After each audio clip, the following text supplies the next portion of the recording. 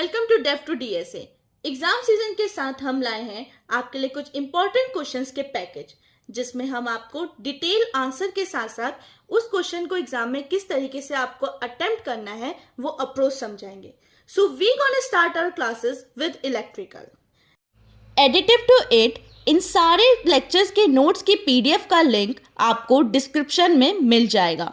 But PDF secured है, जिसका password आपको हमारे वीडियो लेक्चर के किसी भी पार्ट में मिल सकता है। So now it's your fun task to find out the password and have access to the PDF. So get ready and let's start our video. Unit 5 electrical machine. Write down the EMF equation for DC generator. तो before going to EMF equation, पहले तो हम ये जान लेते हैं कि DC generator होता क्या है। तो डीसी जनरेटर हमारी एक मशीन होती है जो कि मैकेनिकल एनर्जी को किस में कन्वर्ट करती है, इलेक्ट्रिकल एनर्जी में। ओके, तो मैकेनिकल एनर्जी को मैकेनिकल से किस में कन्वर्ट करती है, ये इलेक्ट्रिकल में कन्वर्ट करती है। ओके, तो इसका प्रिंसिपल क्या होता है जिसपे ये ऑपरेट करता है? इसका प्रिंसिपल होता है प्रोडक्शन ऑफ इंड्यूस्ड ईएमएफ। जो कैसे इंड्यूस होता है, जब भी तुम्हारे कंडक्टर से हम फ्लक्स को कट करते हैं तो तुम्हारा जो इंड्यूस्ड ईएमएफ है वो प्रोड्यूस होगा। तो ये भी किसके अकॉर्डिंग है? ये तुम्हारे इलेक्ट्रोमैग्नेटिक इंडक्शन के लॉ के अकॉर्डिंग है। Now moving ahead with DC generator EMF equation. तो ईएमएफ इक्वेशन क्या होती है हमारे डीसी जनरेटर की? P phi N Z, ठीक है, सब मल्टीप्लाई में है, P into phi into N into Z by 60 into A। ठीक है, तो अब ये होता क्या है? इसके हर एक जो भी हमने इसमें अल्फ़ाबेट लिखे हैं, ये अल्फ़ाबेट किसको सिंबलाइज कर रहे हैं वो समझते हैं। तो E stands for generated EMF, P is for number of poles of the generator, phi is flux per pole webers, N is speed of armature in revolutions per minute, RPM जिसे हम कहते हैं, Z total number of armature conductors, A stand for number of parallel paths in the armature. ठीक है, तो ये हमारा एक छोटा सा डायग्राम है याद रखने के लिए कि क्या क्या होता है। हमारा मैग्नेटिक फील्ड है, ये डीसी जनरेटर का है। ठीक है, ये आर्मेचर होगा, rotates to cut flux phi. ठीक है, जब हमारा फ्लक्स कटेगा कंडक्टर से तभी हमारा क्या होगा, एक इंड्यूस्ड ईएमएफ प्रोड्यूस होगा हमारे डीसी जनरेटर में। Okay, then state Fleming's left and right hand rule. तो फ्लेमिंग्स लेफ्ट हैंड रूल क्या होता है हमारा? ये हम मोटर के लिए देख रहे हैं। ओके, तो this rule help determine the direction of motion in an electric motor when current and magnetic fields interact. तो ये रूल हमें क्या हेल्प करता है? ये हमें हेल्प करता है डिटरमाइन करने में क्या, डायरेक्शन ऑफ मोशन एक इलेक्ट्रिक मोटर में जब तुम्हारा करंट और मैग्नेटिक फील्ड इंटरेक्ट कर रहे हो। तो इसमें हम क्या यूज करते हैं? थंब जो हम यूज करते हैं वो करते हैं हम मोशन को दिखाने के लिए कंडक्टर में। इंडेक्स फिंगर का यूज होता है तुम्हारा डायरेक्शन ऑफ मैग्नेटिक फील्ड दिखाने के लिए नॉर्थ से साउथ तक। मिडिल फिंगर यूज होती है तुम्हारी करंट डायरेक्शन दिखाने के लिए from positive to negative. Okay, इसकी एक मेमोरी ट्रिक क्या है, ये तो हम बचपन से पढ़ते हुए आ रहे हैं। बाय द वे, बचपन इन द सेंस तुम्हारी 6th-7th क्लास में जब तुमने ये पढ़े होंगे Fleming's right hand left hand rule, तब भी हमने यही इसी तरीके से याद किया था। That FBI, force field current. ठीक है, तो F फॉर थंब, फोर्स दिखाने के लिए क्या, मोशन ऑफ कंडक्टर का। B index finger, magnetic field दिखाने के लिए। I मिडिल फिंगर, करंट के लिए। ठीक है, तो इसका यूज क्या होता है? इसका यूज इलेक्ट्रिक मोटर्स में होता है to predict the movement of conductor inside the magnetic field. ठीक है, कंडक्टर के मूवमेंट को दिखाने के लिए किसके अंदर, मैग्नेटिक फील्ड के अंदर हम इन्हें किसमें यूज करते हैं, इलेक्ट्रिक मोटर्स में यूज करते हैं। Then Fleming's right hand rule किसके लिए यूज होता है? जनरेटर्स के लिए यूज होता है। तो ये रूल क्या डिटरमाइन करता है? Direction of induced current. उसमें हम जो तुम्हारा लेफ्ट हैंड रूल था उसमें हम डायरेक्शन ऑफ मोशन देख रहे थे तुम्हारा, इसमें हम राइट हैंड रूल में हम देखेंगे डायरेक्शन ऑफ इंड्यूस्ड करंट। ठीक है, जनरेटर में जब एक कंडक्टर तुम्हारा मूव करेगा किसके इनसाइड, मैग्नेटिक फील्ड के इनसाइड। ओके, उसमें हम इंटरेक्शन देख रहे थे करंट और मैग्नेटिक फील्ड का। इसमें हम कंडक्टर राइट हैंड रूल में हम कंडक्टर और मैग्नेटिक फील्ड का इंटरेक्शन नहीं, लेकिन जब तुम्हारा कंडक्टर मैग्नेटिक फील्ड के अंदर जाएगा तब हमारा क्या जनरेट होगा, इंड्यूस करंट जनरेट होगा, और उसका क्या डायरेक्शन होगा वो हम फ्लेमिंग राइट हैंड रूल से डिटरमाइन करते हैं। Then how to apply it, thumb क्या करेगा, तुम्हारा मोशन ऑफ द कंडक्टर दिखाएगा, इंडेक्स तुम्हारा डायरेक्शन ऑफ मैग्नेटिक फील्ड दिखाएगा from north to south, middle finger क्या करेगा, तुम्हारा क्या रिप्रेजेंट करेगा, इंड्यूस करंट डायरेक्शन तुम्हारा रिप्रेजेंट करेगा। इसका क्या होगा memory trick, the right rule for generator because it deals with current production. तो ये राइट रूल होगा जनरेटर का, क्यों, क्योंकि ये किसके साथ डील करता है, तुम्हारा करंट प्रोडक्शन के साथ डील करता है। Then usage used in electrical generators to determine the direction of induce current in a moving conductor. तो ये तुम्हारे इलेक्ट्रिकल जनरेटर्स में यूज होता है तुम्हारा डायरेक्शन ऑफ इंड्यूस करंट दिखाने के लिए मूविंग कंडक्टर में।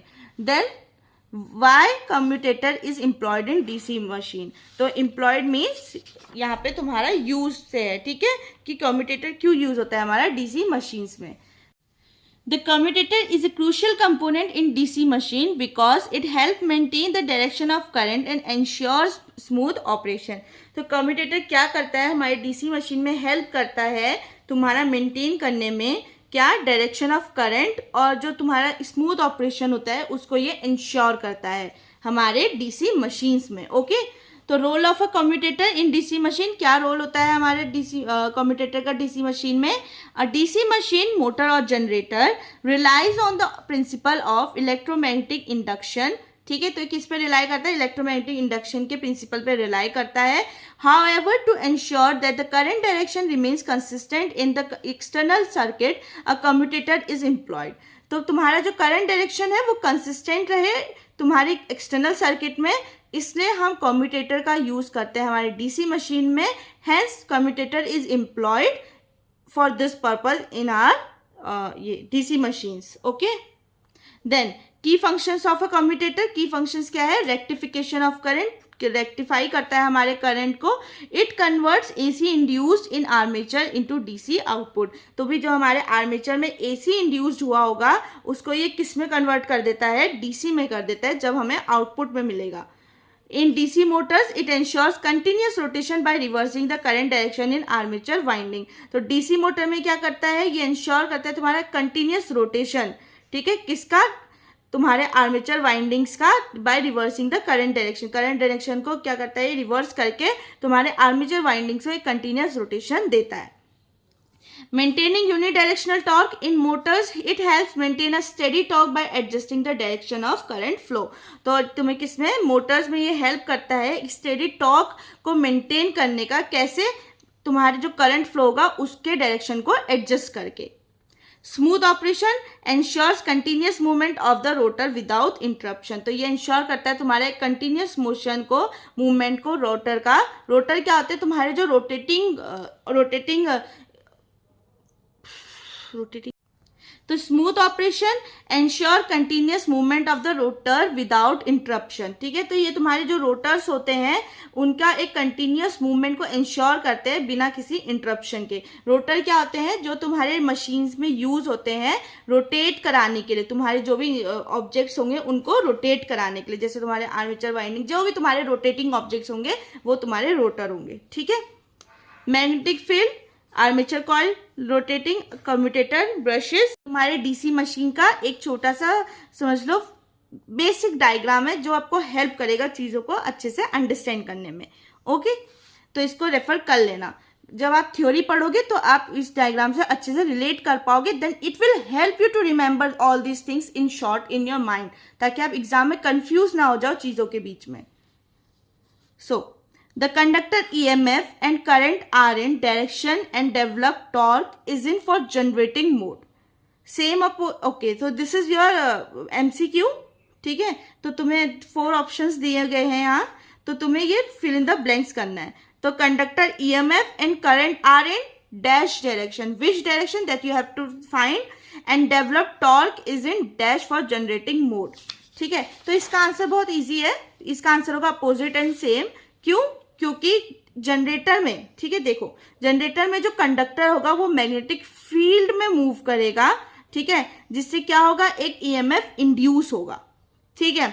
तो क्या होगा, द कंडक्टर ईएमएफ, जो कंडक्टर का ईएमएफ होगा और करंट होगा वो क्या होंगे, अपोजिट डायरेक्शन में होंगे, क्योंकि जो करंट का डायरेक्शन है वो किससे डिटरमाइन करेगा, तुम्हारे एक्सटर्नल लोड से, जो क्या करेगा, अपोज करेगा तुम्हारे इंड्यूस्ड ईएमएफ को। ठीक है। तो जब तुम्हारा इंड्यूस्ड ईएमएफ है वो जब तुम्हारा किसके अपोजिट होगा, तुम्हारे मैग्नेटिक फील्ड के अपोजिट होगा, तो एक टॉर्क डेवलप होगा जो कि तुम्हारा सेम डायरेक्शन में होगा। ठीक है। क्यों होगा सेम डायरेक्शन में, ताकि वो अपोज करे तुम्हारे रोटेशन को, बट एनर्जी को क्या करे, हेल्प करे, किसमें, एनर्जी कन्वर्जन में हेल्प करे। ओके, तो होपफुली ये तुम्हें समझ में आ गया होगा। तो इसका एक मेमोरी ट्रिक देख लेते हैं, ईएमएफ एंड करंट फाइट। एक ईएमएफ और करंट की फाइट समझ लो, बट जो टॉर्क है वो हमेशा सही रहेगा। ठीक है। EMF and current oppose each other, but torque remains in the same direction, but जो टॉर्क रहेगा वो तुम्हारा सेम डायरेक्शन में रहेगा। ठीक है। इसको पढ़ लेते हैं एक बारी। In the generating mode of a DC machine the conductor EMF and current are in opposite direction while the developed torque is in the same direction as the rotation। Same direction में क्यों रहेगा वो भी देख लेते हैं। ठीक है। In a generator, the conductor moves in the magnetic field, inducing an EMF. The current direction is determined by the external load, which opposes the induced EMF. Torque is developed to oppose rotation, but aids in energy conversion. तो तुम्हारे rotation को oppose करने के लिए हमारा torque develop होता है, but जिससे किस में हेल्प करता है, ये हेल्प करता है तुम्हारे एनर्जी कन्वर्जन में हेल्प करता है। ठीक है। जो भी तुम्हारे एनर्जी का लॉस हो रहा होगा वो तुम्हारा टॉर्क का अपोज, जो टॉर्क डेवलप होगा जो रोटेशन को अपोज कर रहा होगा वो उसमें हेल्प करेगा। Then so under what circumstances are DC shunt generator does fails to generate. तो तुम्हारा किन सर्कमस्टांसेस के अंडर तुम्हारा डीसी जनरेटर फेल हो जाता है जनरेट करने में। ठीक है। क्या जनरेट करने में, मेनली तुम्हारा वोल्टेज जनरेट करने में। तो अ डीसी जनरेटर में fail to generate voltage under certain condition. वो सर्टेन कंडीशंस क्या हो सकती है, लॉस ऑफ रेजिडुअल मैग्नेटिज्म। ठीक है। जब तुम्हारा रेजिडुअल मैग्नेटिज्म होता है उसके लॉस की वजह से एक रीजन हो सकता है। और DC generator relies on residual magnetism in the field oppose to start generating voltage. ठीक है। If machine has been unused for a long time or demagnetized, there might be no initial flux preventing voltage buildup, जिससे कि तुम्हारा voltage buildup को वो रोकेगा। ठीक है। अगर तुम्हारा इनिशियल फ्लक्स नहीं होगा, बहुत टाइम से तुम्हारी मशीन यूज नहीं की गई है, वो डीमैग्नेटाइज हो गई है, तो कोई इनिशियल फ्लक्स ना होने की वजह से तुम्हारा जो वोल्टेज बिल्डअप है उसको वो रोकेगा। ठीक है। Then incorrect field coil connection if the field windings are connected in the wrong direction, अगर तुम्हारी जो फील्ड वाइंडिंग है वो गलत डायरेक्शन में कनेक्टेड है, the generator may try to create an opposing flux. तो तुम्हारा जनरेटर एक अपोजिंग फ्लक्स क्रिएट करेगा, प्रिवेंटिंग वोल्टेज जनरेशन, जिससे भी तुम्हारा वोल्टेज जनरेशन रुकेगा। Proper polarity must be ensured for correct operation. तो तुम्हारी एक प्रॉपर पोलैरिटी होनी चाहिए जो कि तुम्हारे करेक्ट ऑपरेशन को इंश्योर करेगी। ठीक है। Then high resistance in field circuit, एक हाई रेजिस्टेंस होना चाहिए फील्ड सर्किट में। If the field circuit is too high, अगर बहुत ज्यादा है फील्ड सर्किट, द जनरेटर में fail to excite its field winding sufficiently leading to low or no voltage output. तो अगर तुम्हारा फील्ड रेजिस्टेंस बहुत ज्यादा है तो जनरेटर तुम्हारा फेल हो जाता है एक्साइट करने में तुम्हारे फील्ड वाइंडिंग को अच्छे से। ठीक है। तो जिससे कि तुम्हारा लो या फिर कोई भी वोल्टेज आउटपुट तुम्हें नहीं मिलता है। This happens when resistance is higher than the critical field resistance. तो ये तभी होता है जब तुम्हारे क्रिटिकल फील्ड रेजिस्टेंस से तुम्हारा जो रेजिस्टेंस होगा वो ज्यादा हो जाएगा। देन शॉर्ट सर्किटेड और open circuit field winding, if the field winding is broken, ठीक है, यानी कि तुम्हारी फील्ड वाइंडिंग ओपन सर्किट में आ गई है, if there will be no flux and hence no generation. तो फ्लक्स ही नहीं होगा तो जनरेशन भी नहीं होगा। जैसे हमारे इनिशियल फ्लक्स में भी दिक्कत आ रही थी कि इनिशियल फ्लक्स ही नहीं है, सिमिलरली यहाँ पे अगर तुम्हारा फील्ड वाइंडिंग ही ब्रोकन है, ओपन सर्किट में है, तो तुम्हारा फ्लक्स प्रेजेंट नहीं होगा, तो तुम्हारा जनरेशन भी नहीं होगा वोल्टेज का। If the winding is short circuited it will cause a loss of excitation stopping voltage buildup. अगर शॉर्ट सर्किट हो जाएगा तो तुम्हारा क्या होगा, लॉस होने लगेगा। ठीक है। तुम्हारा वोल्टेज बिल्डअप रुक जाएगा। Reverse rotation, if the generator rotates in the opposite direction, अगर जनरेटर तुम्हारा अपोजिट डायरेक्शन में रोटेट कर रहा है, the induced EMF may be improper. तो तुम्हारा जो इंड्यूस्ड ईएमएफ होगा वो क्या हो जाएगा, इनप्रॉपर होगा। Causing failure to generate expected voltage, तो तुम्हारा एक्सपेक्टेड वोल्टेज जनरेशन होगा वो फेल हो जाएगा। Cause quick fixes and solution. अब तुम कैसे कर सकते हो इसको, फिक्स कैसे कर सकते हैं? Check residual magnetism, if it's lost a small external voltage can be applied to remagnetise the field of poles. तो तुम्हारा स्मॉल आप क्या यूज कर सकते हो, एक एक्सटर्नल वोल्टेज यूज कर सकते हो जिससे कि तुम्हारा फील्ड पोल्स जो होंगे वो रीमैग्नेटाइज हो सकते हैं।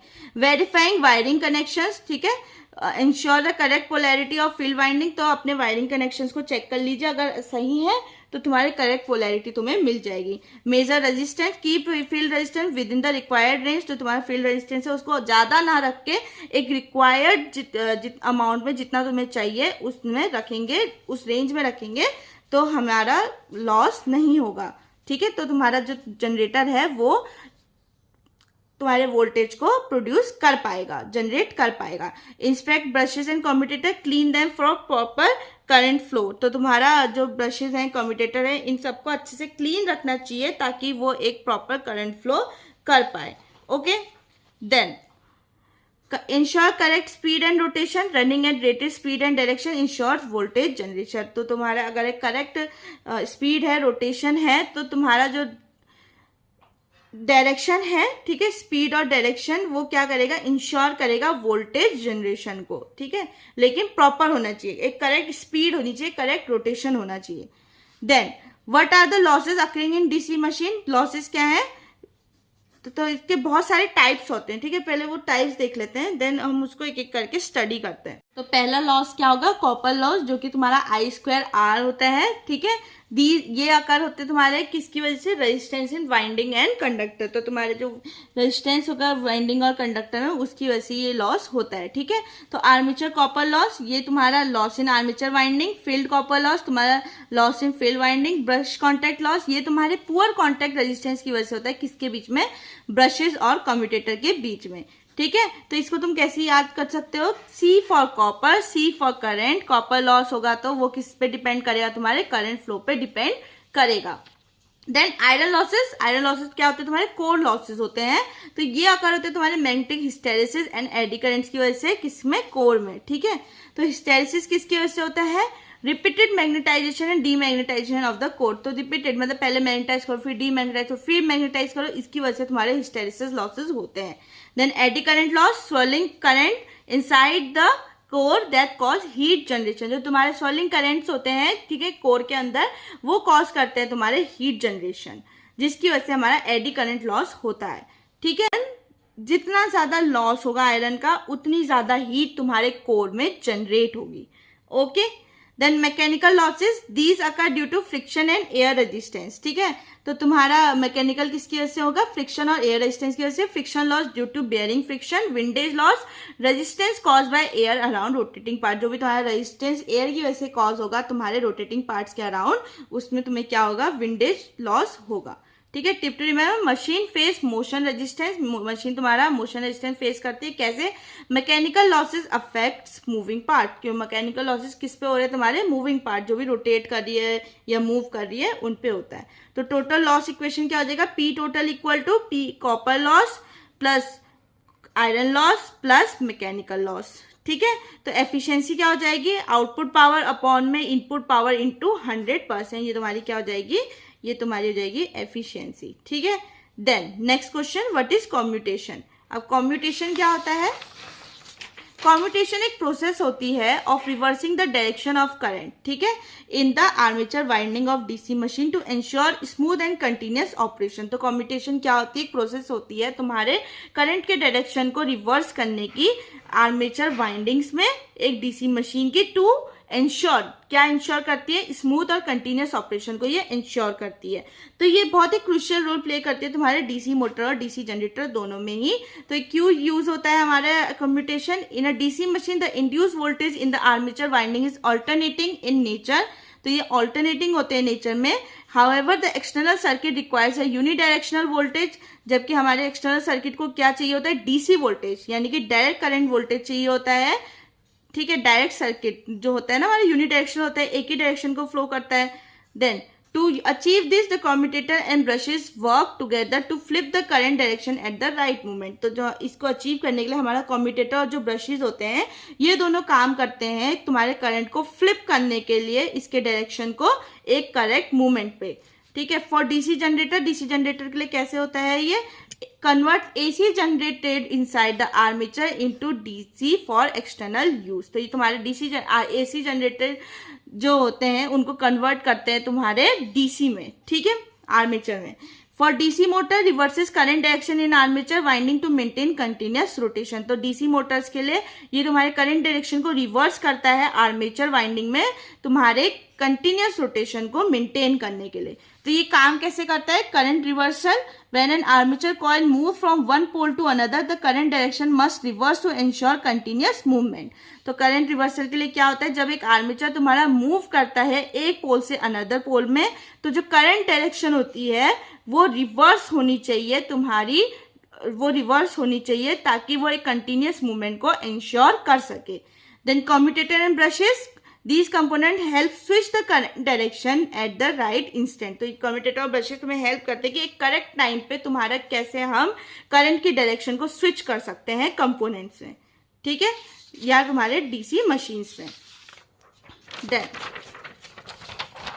Then next question, enumerate the factors on which speed of a DC motor depends। तो तुम्हें बताना है किन फैक्टर्स पे हमारा डीसी मोटर जो है वो डिपेंड करता है। The speed of a DC motor depends on several factors that influences its performance and efficiency।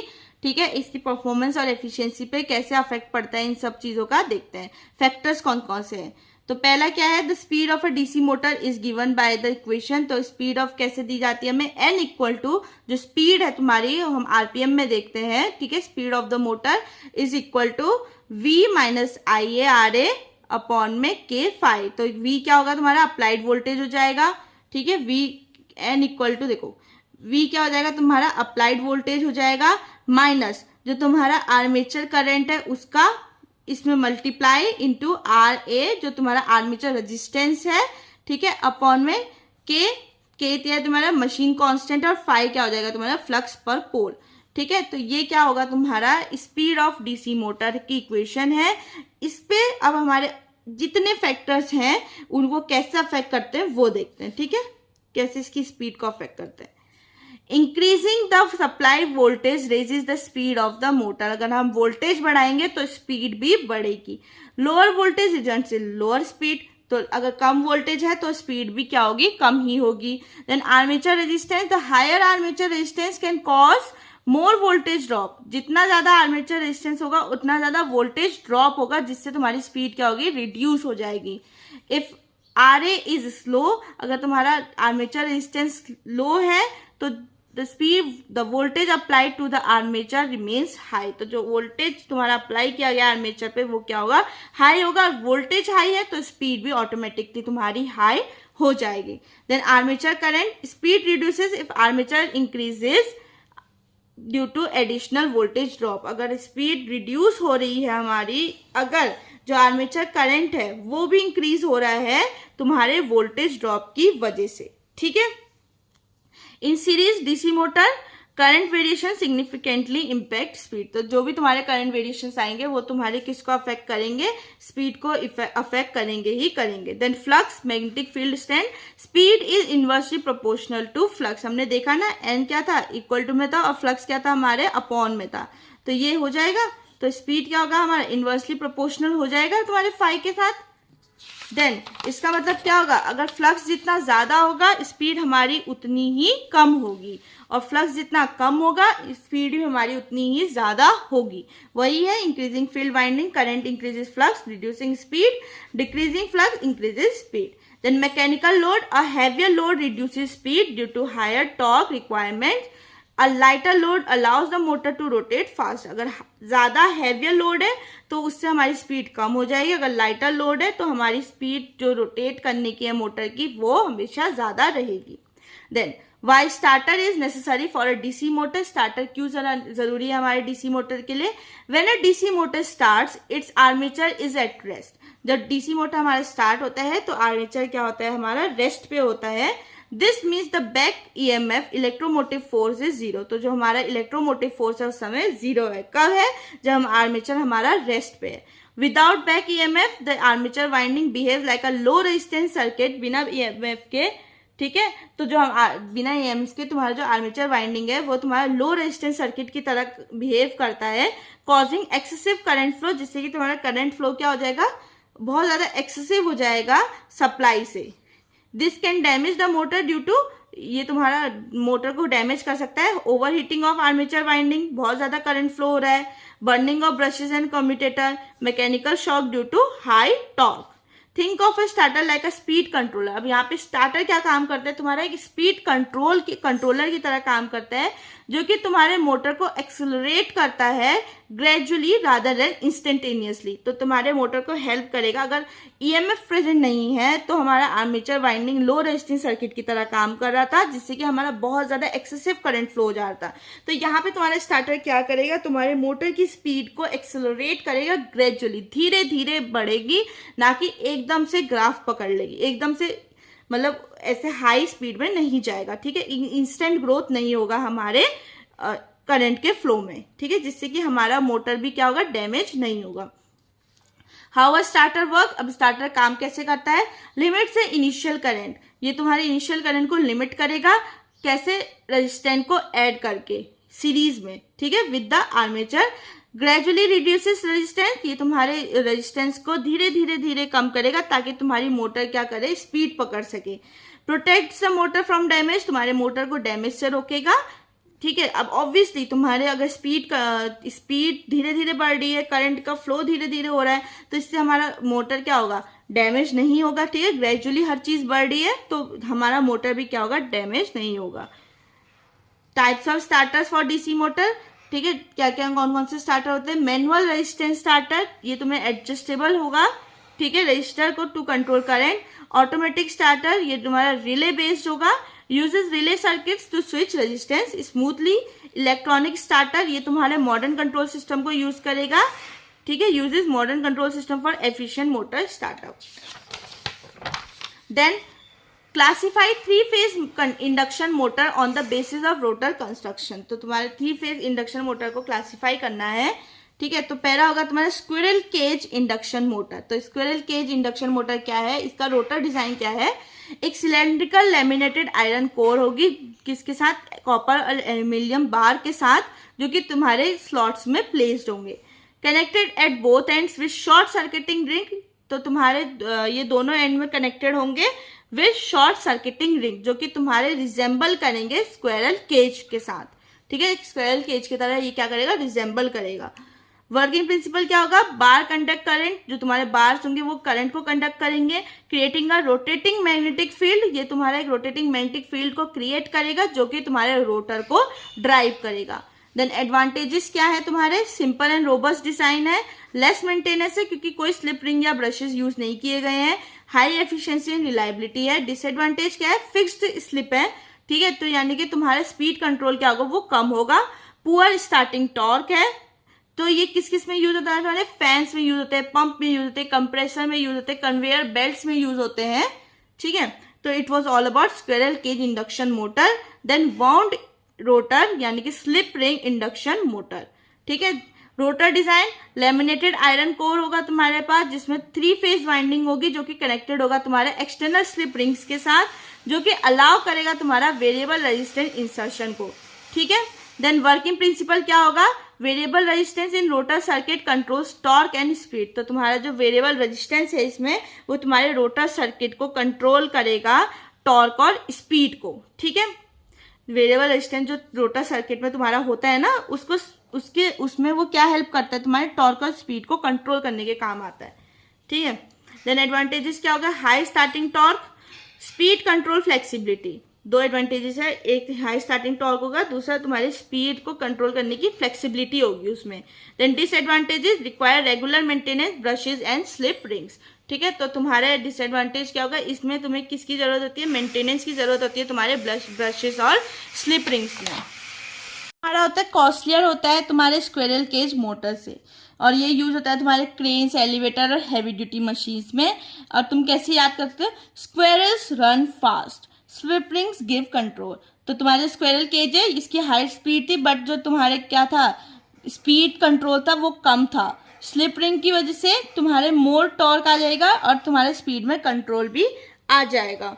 ठीक है, then differentiate between a squirrel cage rotor and a wound rotor in an induction motor. तो क्या क्या differentiation हम इसमें कर सकते हैं, यही पॉइंट्स को अगर आपको डिफाइन करने को आता है या मतलब आपको एक बिग पैराग्राफ लिखने को आता है तो यही पॉइंट्स को आप अपने उस पैराग्राफ में लिख सकते हैं। डिफ्रेंशिएशन के फॉर्म में आते हैं तो आप इनको डिफ्रेंशिएट भी कर सकते हैं इस तरीके से।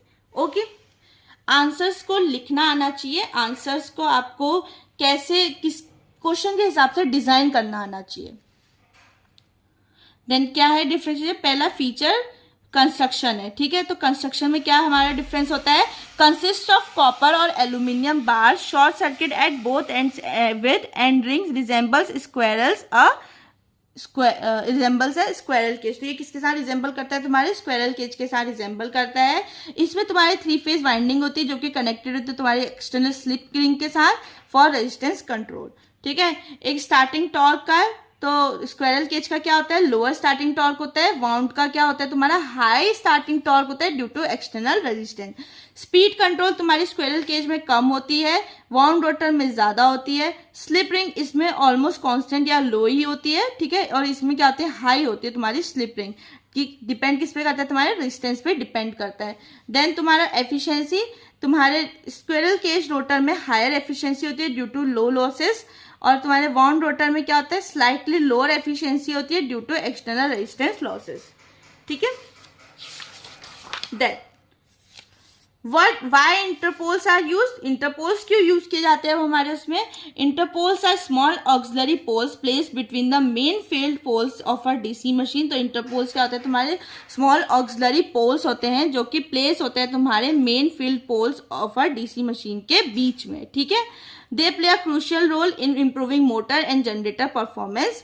तो इनका क्या रोल होता है वो देख लेते हैं। तो पहला क्या होता है, इम्प्रूव कम्यूटेशन। तो कैसे इंप्रूव करता है, इंटरपोल्स क्या होते हैं, तुम्हारे न्यूट्रलाइज आर्मेचर रिएक्शन होते हैं to prevent sparking at the brushes, ठीक है। तो ये न्यूट्रलाइज कर देते तुम्हारे आर्मेचर रिएक्शन को, जिसमें तुम्हारा क्या हेल्प होता है, तुम्हारा प्रिवेंट होता है स्पार्किंग कहाँ पे, ब्रशेस पे, ठीक है। हेल्प स्मूथ करंट रिवर्सल इन आर्मेचर वाइंडिंग, तुम्हारे करंट रिवर्सल को स्मूथ कर देगा तुम्हारे आर्मेचर वाइंडिंग में।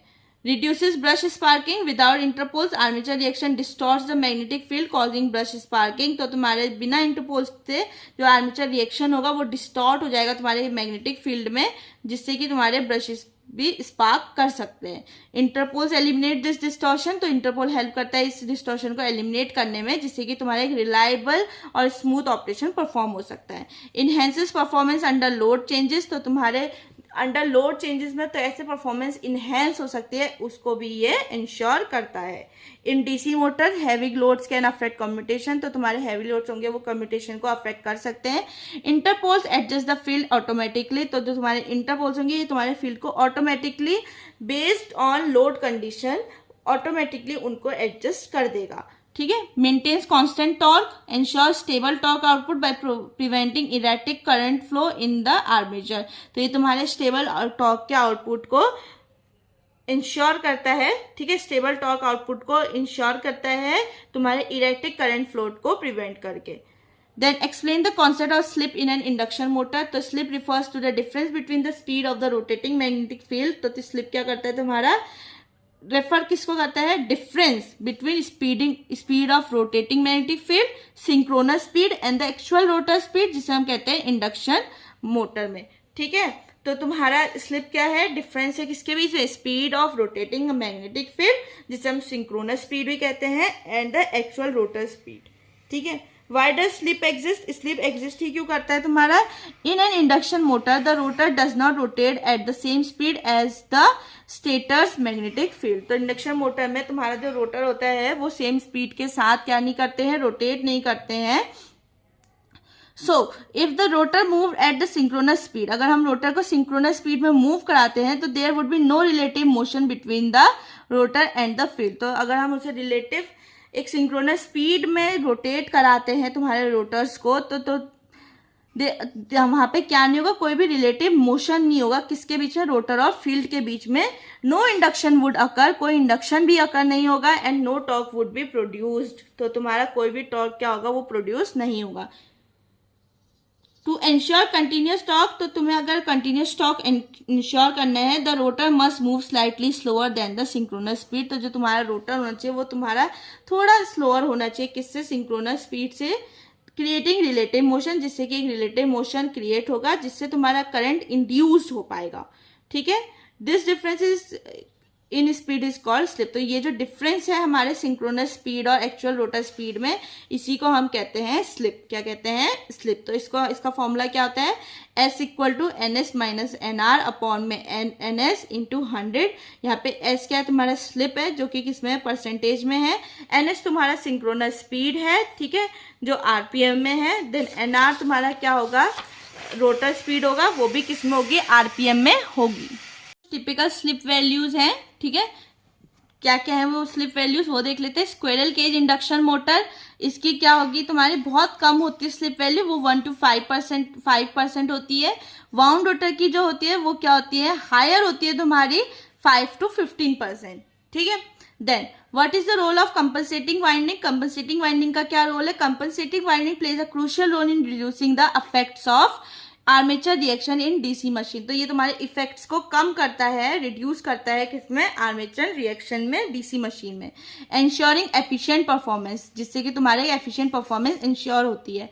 Role of compensating winding, neutralizes armature reaction, ये तुम्हारे आर्मेचर रिएक्शन को क्या करता है, न्यूट्रलाइज करता है। The armature current produces a magnetic field that distorts the main field flux causing inefficiency, तो आर्मेचर करंट क्या करता है, प्रोड्यूस करता है तुम्हारे मैग्नेटिक फील्ड को, जो कि क्या करता है, डिस्टॉर्ट करता है मेन फील्ड फ्लक्स को, जो कि तुम्हारे इनएफिशिएंसीज को कॉज कर रहा होगा। Compensating winding cancels this effect, तो जो तुम्हारे कंपनसेटिंग वाइंडिंग होगी इस इफेक्ट को कैंसिल कर देगा, keeping the flux distribution uniform, तो जो तुम्हारा फ्लक्स डिस्ट्रीब्यूशन होगा वो क्या रहेगा, यूनिफॉर्म रहेगा। प्रिवेंट्स स्पार्किंग एट ब्रशिंग, तो तुम्हारे जो भी ब्रश पे स्पार्क हो रहा था उसको भी प्रिवेंट करता है। Without compensation field distortion can lead to brush sparking, तो बिना कंपनसेशन के जो फील्ड डिस्टॉर्शन होगा वो लीड कर सकता है तुम्हारे ब्रश स्पार्किंग को, रिड्यूसिंग एफिशिएंसी, जिससे कि तुम्हारी एफिशिएंसी क्या होगी, रिड्यूस हो सकती है। देन प्रॉपर कंपनसेशन इंश्योर करता है तुम्हारे स्मूथ कम्यूटेशन को। Then enhance motor performance under load changes, तो तुम्हारे जो हैवी लोड्स होंगे उसमें जो आर्मेचर का रिएक्शन होता है वो इंक्रीज होता है, जिससे कि तुम्हारा टॉर्क और स्पीड दोनों क्या होती है, अफेक्ट होती है, ठीक है। दिस कंपनसेटिंग वाइंडिंग, ये कंपनसेटिंग वाइंडिंग तुम्हारे एडजस्ट करते हैं फील्ड को टू कीप परफॉर्मेंस स्टेबल, ये तुम्हारे एडजस्ट करेंगे फील्ड को ताकि तुम्हारा परफॉर्मेंस क्या रह सके, स्टेबल रह सके। देन रिड्यूसेस टॉर्क फ्लक्चुएशंस को भी रिड्यूस करता है। In DC motor uneven flux distribution can cause torque variations, ठीक है, डीसी मोटर में अनइवन फ्लक्स डिस्ट्रीब्यूशन क्या करेगा, तुम्हारे टॉर्क वेरिएशन को कॉज करता है, जिससे कंपनसेटिंग वाइंडिंग, जिसको कंपनसेटिंग वाइंडिंग जो है वो इंश्योर करता है कंसिस्टेंट टॉर्क आउटपुट को, ठीक है। तो जिसमें तुम्हारा जो कंपनसेटिंग वाइंडिंग क्या काम करेगा, ये तुम्हारे एक कंसिस्टेंट टॉर्क आउटपुट को इंश्योर करेगा, तो जिससे हमारा मशीन जो जितने भी हमारे मशीन्स हैं वो प्रॉपरली एफिशिएंटली काम कर सकें। तो हमने क्या क्या पढ़ा, रोल ऑफ कंपनसेटिंग वाइंडिंग में neutralises armature reaction, prevent sparking at brushes, ठीक है, enhances motor performance under load changes और reducing torque fluctuations. Okay, then what is armature reaction, तो अब हम देखेंगे कि आर्मेचर रिएक्शन क्या होता है। Armature reaction refers to the effect of the magnetic field produced by the armature current interacting with the main field in a DC machine, motor और generator. तो आर्मेचर रिएक्शन क्या होगा, ये रेफर करेगा तुम्हारे इफेक्ट ऑफ मैग्नेटिक फील्ड को, जो कि कौन प्रोड्यूस करेगा, आर्मेचर करंट प्रोड्यूस करेगा, कब, जब वो इंटरेक्ट करेगा तुम्हारे मेन फील्ड से डीसी मशीन में, ठीक है। अब डीसी मशीन तुम्हारी मोटर भी हो सकती है, जनरेटर भी हो सकती है। It causes flux distortion leading to operational inefficiency, तो ये क्या कॉज करता है, तुम्हारा फ्लक्स को डिस्टॉर्ट कर देता है, ठीक है, और ऑपरेशनल इनएफिशिएंसी हम एज अ रिजल्ट इसमें देख सकते हैं। Then causes of armature reaction, कौन कौन से कॉजेज होते हैं आर्मेचर रिएक्शन के, when current flows through the armature winding, तो जब करंट तुम्हारा आर्मेचर वाइंडिंग से फ्लो करेगा, it creates its own magnetic field, तो वो क्या करेगा, अपना एक खुद का मैग्नेटिक फील्ड क्रिएट करेगा। Then this interferes with the main field flux, तो ये किससे इंटरफेयर करेगा, तुम्हारे मेन फील्ड फ्लक्स अगर इंटरफेयर करेगा तो उससे क्या होगा, डिस्टॉर्शन और शिफ्टिंग होगी। Okay, then as a result the neutral plane, जो तुम्हारा neutral plane ideal brush position होगा वो शिफ्ट करेगा, ठीक है, which can lead to sparking at the brushes and reduced efficiency. तो इससे क्या होगा, तुम्हारे जो ब्रश होंगे वो स्पार्क कर सकते हैं और एफिशिएंसी कम हो सकती है। Then effects of armature reaction, effects क्या होंगे, पहला flux distortion, unequal distribution of the magnetic field. तो फ्लक्स डिस्टॉर्शन क्या करेगा, अनइक्वल डिस्ट्रीब्यूशन कर देगा तुम्हारे मैग्नेटिक फील्ड का। Then flux weakening, main field strength reduces affecting torque. तो तुम्हारा मेन फील्ड स्ट्रेंथ जो होगा वो रिड्यूस हो जाएगा और टॉर्क को अफेक्ट करेगा। न्यूट्रल प्लेन शिफ्ट अभी हमने देखा था कि इससे क्या होगा, तुम्हारे ब्रश की पोजीशन चेंज होगी, जिससे कि तुम्हारा ब्रश क्या कर सकता है, स्पार्क कर सकता है। देन पुअर कम्यूटेशन, अगर पुअर कम्यूटेशन होगा तो तुम्हारी इम्प्रॉपर करंट स्विचिंग होगी, जिससे कि तुम्हारी मशीन की एफिशिएंसी रिड्यूस हो सकती है। Then classify DC machine on the basis of the excitation. तो एक्साइटेशन के बेसिस पे हमें क्लासीफाई करना है डीसी मशीन को। तो पहले एक्साइटेशन क्या होता है, एक्साइटेशन एक मेथड होता है जिससे कि हमारा जो सप्लाई करंट होगा वो फील्ड को जाएगा, ठीक है, जो कि क्या क्रिएट करेगा, तुम्हारा मैग्नेटिक फील्ड क्रिएट करेगा। तो इसके दो कैटेगरीज में ये डिवाइडेड है। पहला है सेल्फ एक्साइटेड डीसी मशीन, जिसमें जो फील्ड वाइंडिंग होगी वो एनर्जाइज होगी तुम्हारी किससे, करंट प्रोडक्शन से, जो कि मशीन खुद प्रोड्यूस करता है, ठीक है। तो इसका टाइप क्या होंगे, पहले series wound DC machine, the field winding is connected in series with the armature. जो तुम्हारी फील्ड वाइंडिंग होगी वो डायरेक्टली यानी कि सीरीज में कनेक्टेड होगी किससे, आर्मेचर से। Use in application needing high starting torque, for example cranes और एलिवेटर्स। तो ये किन एप्लीकेशंस में यूज होता है, जहाँ पे तुम्हें स्टार्टिंग में ही हाई टॉर्क चाहिए होता है। Then shunt wound DC machine, the field winding is connected in parallel shunt with the armature. तो इसमें तुम्हारी जो फील्ड वाइंडिंग होगी वो पैरेलली कनेक्टेड होगी आर्मेचर से।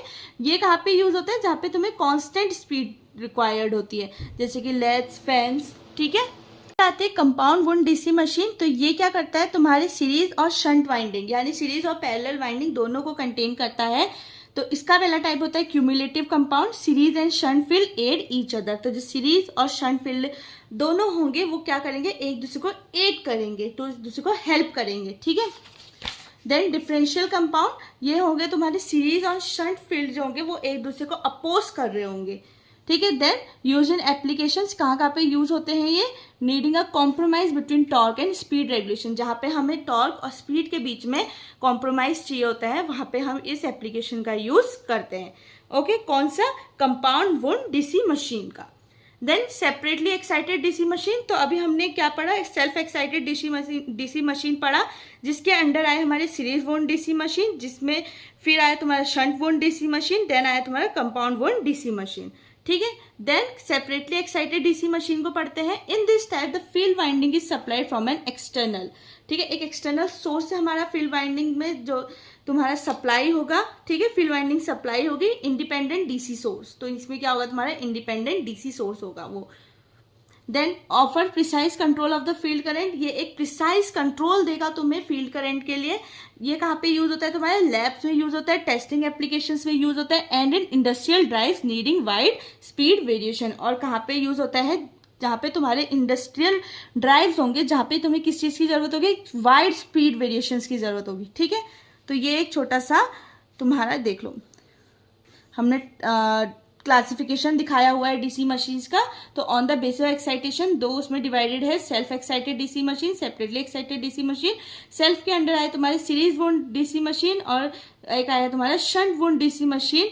Then separately excited DC machine के अंदर आया तुम्हारा कंपाउंड वुंड डीसी मशीन, जिसमें तुम्हारा क्यूमुलेटिव कंपाउंड और then is your differential compound. Okay, after that what are the main component of synchronous generator. Main component क्या है तुम्हारे सिंक्रोनस जनरेटर के, पहला है स्टेटर। स्टेटर क्या करता है तुम्हारा, ये तुम्हारे स्टेशनरी पार्ट्स होते हैं जो कि क्या प्रोड्यूस करते हैं, इलेक्ट्रिकल पावर आउटपुट में प्रोड्यूस करते हैं।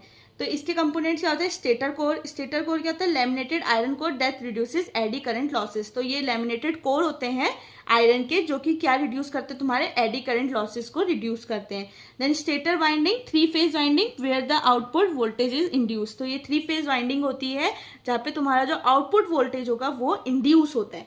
देन रोटर, ठीक है, इनका फंक्शन क्या होता है, रोटेटिंग पार्ट होते हैं जो कि क्या प्रोड्यूस करते हैं, तुम्हारे मैग्नेटिक फील्ड को प्रोड्यूस करते हैं। आफ्टर दैट रोटर की क्या टाइप्स होते हैं तुम्हारे, सैलिएंट पोल रोटर, ठीक है, ये क्या होते हैं तुम्हारा, ये प्रोजेक्टिंग पोल्स होते हैं जो कि लो स्पीड एप्लीकेशंस में यूज होते हैं जैसे कि हाइड्रो जनरेटर्स, ठीक है।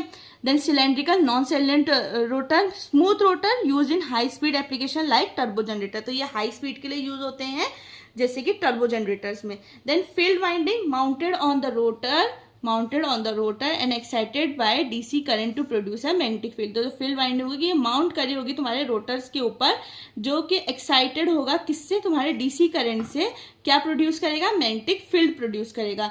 देन इज योर एक्साइटर के क्या फंक्शन होंगे, supplies the DC current to the rotor winding, और टाइप क्या होंगे, can be a separate DC generator और ए स्टैटिक एक्साइटर, ठीक है। देन शाफ्ट फंक्शन क्या होगा, तो इसका connect the rotor to the prime mover, जो तुम्हारा प्राइम मूवर होगा उससे तुम्हारे रोटर को कनेक्ट करेगा, जैसे कि टरबाइन और engine allowing mechanical energy input, जिससे कि तुम्हारे एक मैकेनिकल एनर्जी इनपुट मिलेगा, ठीक है। देन बेयरिंग्स क्या होते हैं, फंक्शन, जो कि क्या इनका क्या फंक्शन होता है, ये सपोर्ट करते हैं तुम्हारे रोटर को और क्या अलाउ करते हैं कि स्मूथ रोटेशन अलाउ करते हैं। Then slip rings and brushes, ठीक है। अब स्लिप रिंग और ब्रशेस क्या होते हैं तुम्हारे, ये प्रोवाइड करते हैं डीसी एक्साइटेशन रोटर वाइंडिंग्स को, ठीक है। ये क्या प्रोवाइड करते हैं, डीसी एक्साइटेशन किसको, रोटर वाइंडिंग को, इन रोटेटिंग फील्ड मशीन, किसमें, रोटेटिंग फील्ड मशीन में।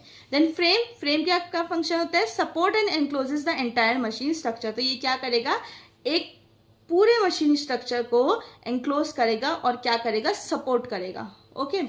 The next question, what are the advantages and disadvantages of a synchronous generator, तो क्या एडवांटेजेस होते हैं और डिसएडवांटेजेस होते हैं। पहले एडवांटेजेस देखते हैं, पहला है कांस्टेंट स्पीड ऑपरेशन, पहला क्या देता है, कांस्टेंट स्पीड ऑपरेशन देता है, they run at constant synchronous speed regardless of the load, तो ये कांस्टेंट सिंक्रोनस स्पीड में रन करेगा, तुम्हारा लोड हैवी है लाइटर है ये उसमें मैटर नहीं करेगा, which is ideal for power generation, ये किसके लिए आइडियल है, तुम्हारे पावर जनरेशन के लिए आइडियल है। देन हाई एफिशिएंसी क्या करेगा ये, specially in large power system, तुम्हारे लार्ज पावर सिस्टम जो होते हैं उसमें ये यूज होते हैं, synchronous generators are very efficient, तो जो तुम्हारे सिंक्रोनस जनरेटर होते हैं ये बहुत ज़्यादा एफिशिएंट होते हैं।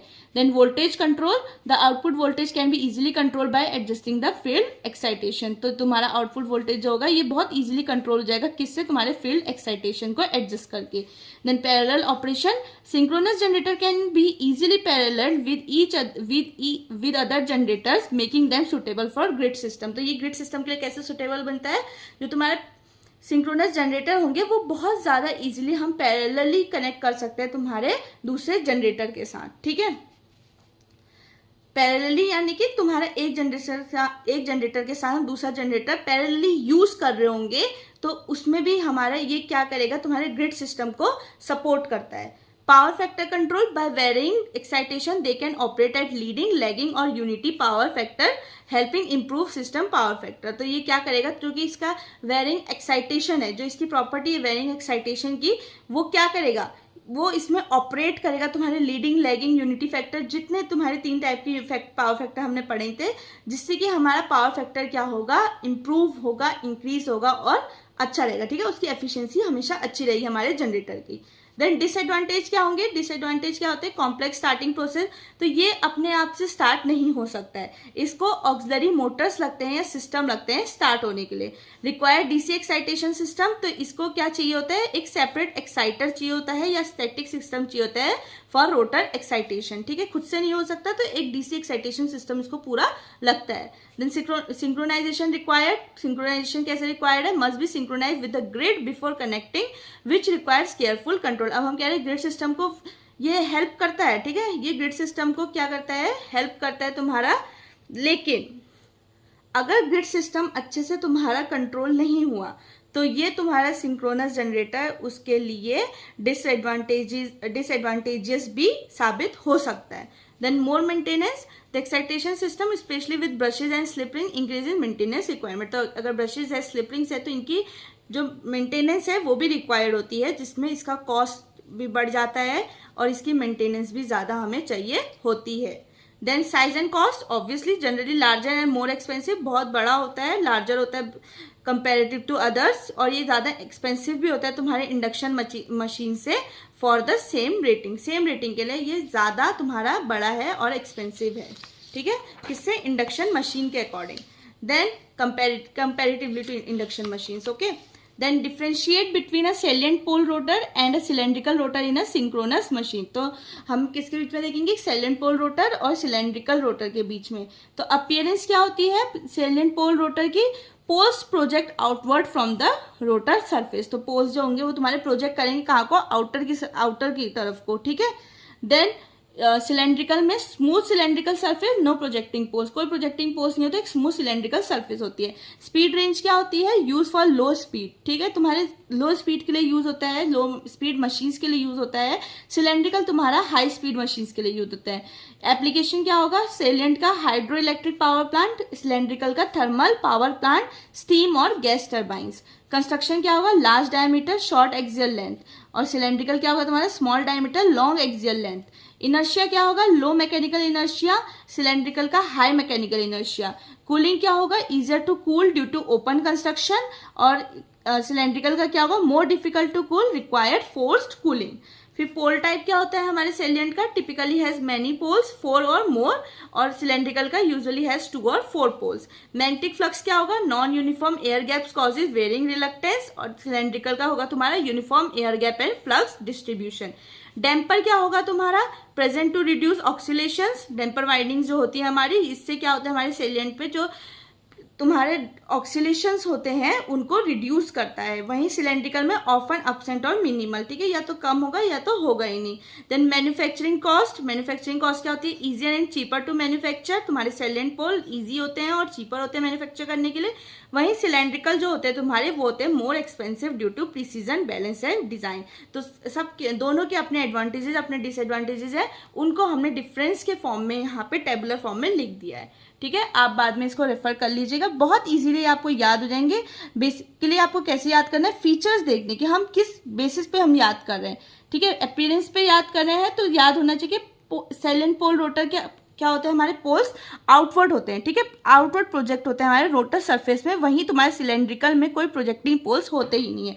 सिमिलरली स्पीड सैलिएंट की लो होती है, सिलेंड्रिकल की हाई होती है, ठीक है। सेंटेंस बाय सेंटेंस याद करने में कंफ्यूजन हो सकती है, बट आप पहले फीचर देखो कि फीचर क्या पढ़ रहे हो, देन आप सैलिएंट को देखो, देन आप सिलेंड्रिकल को देखो, तो वो आपको इजीली कंपेरेटिवली इजीली याद हो जाएगा। कंपेयर करते हुए चलोगे तो याद हो जाएगा।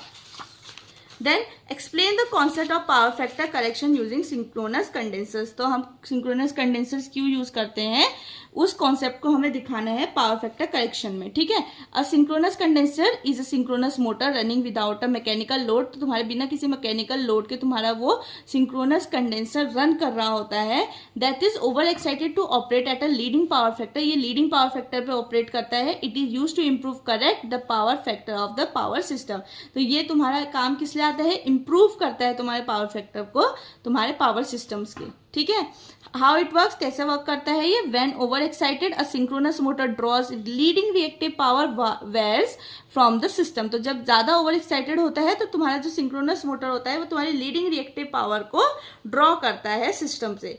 Then this leading reactive power cancels out the lagging reactive power drawn by inductive loads like motors and transformer। तो ये तुम्हारी जो लीडिंग रिएक्टिव पावर होगा ये तुम्हारा कैंसल आउट करता है तुम्हारे लैगिंग पावर फैक्टर को, जो कि किससे ड्रॉ किया होगा, तुम्हारे इंडक्टिव लोड से, जैसे कि मोटर्स और ट्रांसफॉर्मर में। As a result the system power factor improve towards unity. तो इससे तुम्हारा क्या होता है, जो रिजल्ट होता है वो किस में आता है, यूनिटी में आता है, that is 1, PF equal to 1।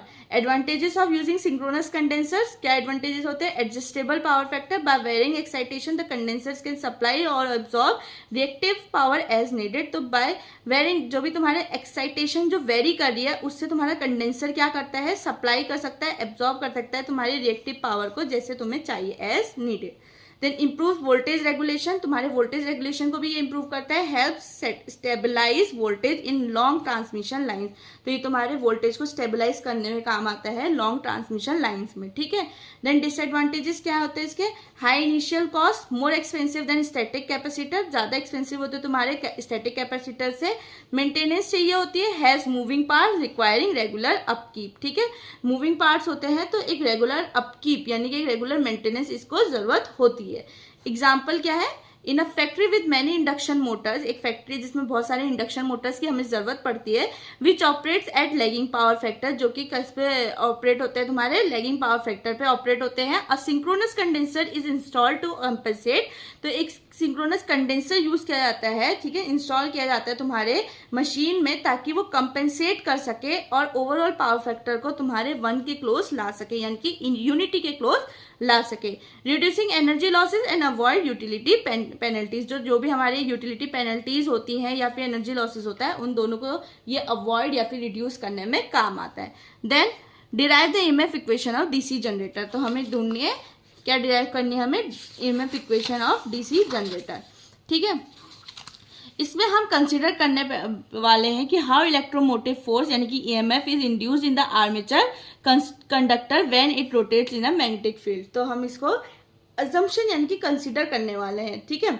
तो अजम्पशन और नोटेशन क्या होने वाले हैं इसमें, फाई जो होगा वो हमारा फ्लक्स पर पोल होगा इन वेबर, Z होगा तुम्हारा total number of armature conductors, N होगा तुम्हारा speed of armature in revolution पर मिनट RPM, P होगा तुम्हारा नंबर ऑफ पोल्स, A होगा तुम्हारा number of parallel path in armature winding, E होगा तुम्हारा EMF generated in generator in volts, ठीक है। देन पहले क्या होगा, flux cut by 1 conductor in 1 revolution, तो हमने फ्लक्स को कट करा है कंडक्टर से एक रिवॉल्यूशन में। A conductor under 1 pole cuts a flux of phi, since there are P poles, total flux cut by 1 conductor in 1 revolution कितना हो जाएगा, flux cut equal to P phi, ठीक है। देन टाइम फॉर 1 रिवॉल्यूशन, एक revolution पे at n RPM, time for 1 revolution कितना हो जाएगा, T इक्वल टू क्या हो जाएगा हमारा 60/n, ठीक है। देन ईएमएफ क्या होगा, EMF induce in 1 conductor, EMF हम इंड्यूस करेंगे एक कंडक्टर में, तो क्या हो जाएगा, using Faraday's law, Faraday law का यूज करने से हम E equal to flux cut upon में टाइम, फ्लक्स कट क्या था हमारे पास P5 अपॉन में टाइम 60/n इक्वल टू क्या हो जाएगा, ये n ऊपर चल जाएगा तो हमारे पास क्या आ जाएगा P5n अपॉन में 60, ठीक है। तो अब टोटल ईएमएफ जो इंड्यूस हुआ होगा हमारे आर्मेचर में वो क्या हो जाएगा, there are Z total conductor, Z total conductors है हमारे पास, ठीक है, आर्मेचर कंडक्टर्स हैं ये, and they are divided into A parallel path, so number of conductor in series per parallel path क्या हो जाएंगे हमारे पास Z/A, ठीक है। Therefore total EMF generated per path, तो टोटल जो हमारा ईएमएफ होगा पर पाथ में वो कितना जनरेट हो जाएगा, that is total EMF of the generator, तो तुम्हारा टोटल ईएमएफ क्या हो जाएगा, E इक्वल टू ईएमएफ पर कंडक्टर इंटू Z अपॉन में A, तो ईएमएफ पर कंडक्टर हमारा कितना था P5n अपॉन में 60, और यहाँ पे तुम्हारा Z/A आ जाएगा Z अपॉन में A, ठीक है। इसको थोड़ा मैं कंसाइज वे में लिख देती हूँ, ओके यहाँ लिखा हुआ है हमने ऑलरेडी। तो फाइनल ईएमएफ इक्वेशन क्या हो जाएगा हमारी, E equal to P5ZN upon में 60A, तो ये हमारी ईएमएफ इक्वेशन डिराइव हो गई। धीरे धीरे हमें हर चीज़ को लेते हुए चलना है, ठीक है। वैल्यू को हमें पता होना चाहिए कैसे करना है, एक बार और देख लेते हैं। हमने पहले क्या देखा कि तुम्हारे एक कंडक्टर पे हमने टोटल फ्लक्स निकाला है जब उसे कट किया गया, ठीक है, एक रिवॉल्यूशन में। फिर हमने टाइम फॉर 1 रिवॉल्यूशन निकाला है। देन हमने ईएमएफ इंड्यूस निकाला है कि एक कंडक्टर में कितना होगा using Faraday's law. Then total EMF हमने इंड्यूस निकाला है आर्मेचर में, कैसे, जो तुम्हारे जेड जो होंगे वो टोटल कंडक्टर्स होंगे और ए जो होंगे तुम्हारे पैरेलल पाथ्स होंगे। जेड तुम्हारे सीरीज में होंगे, यानी कि कंडक्टर्स जो होंगे तुम्हारे सीरीज में होंगे पर पैरेलल पाथ में, ठीक है। तो वो क्या देगा हमें Z अपॉन में A देगा। वैल्यू को हमें ईएमएफ की इक्वेशन पे रखनी है, यानी कि टोटल ईएमएफ निकालने के लिए हमें क्या चाहिए होगा, E इक्वल टू हमें चाहिए होगा ईएमएफ पर कंडक्टर इंटू Z अपॉन में A। तो टोटल पर कंडक्टर हमने ईएमएफ क्या निकाला था, P5n अपॉन में 60 इंटू Z अपॉन A में। तो ये हमारी, हमने इसे एक साथ रखा तो हमें क्या मिल गई, हमारी ईएमएफ इक्वेशन मिल गई। Then draw and explain the no load and load characteristics of DC shunt generator. तो हमें नो लोड और लोड कैरेक्टरिस्टिक्स दिखाने डीसी शंट जनरेटर की। तो पहली क्या है, नो लोड, ठीक है, इसे हम कहते हैं ओपन सर्किट कैरेक्टरिस्टिक भी कहते हैं OCC, और लोड कैरेक्टरिस्टिक इसे हम एक्सटर्नल कैरेक्टरिस्टिक्स भी कहते हैं। तो पहले नो लोड देखते हैं, open circuit definition.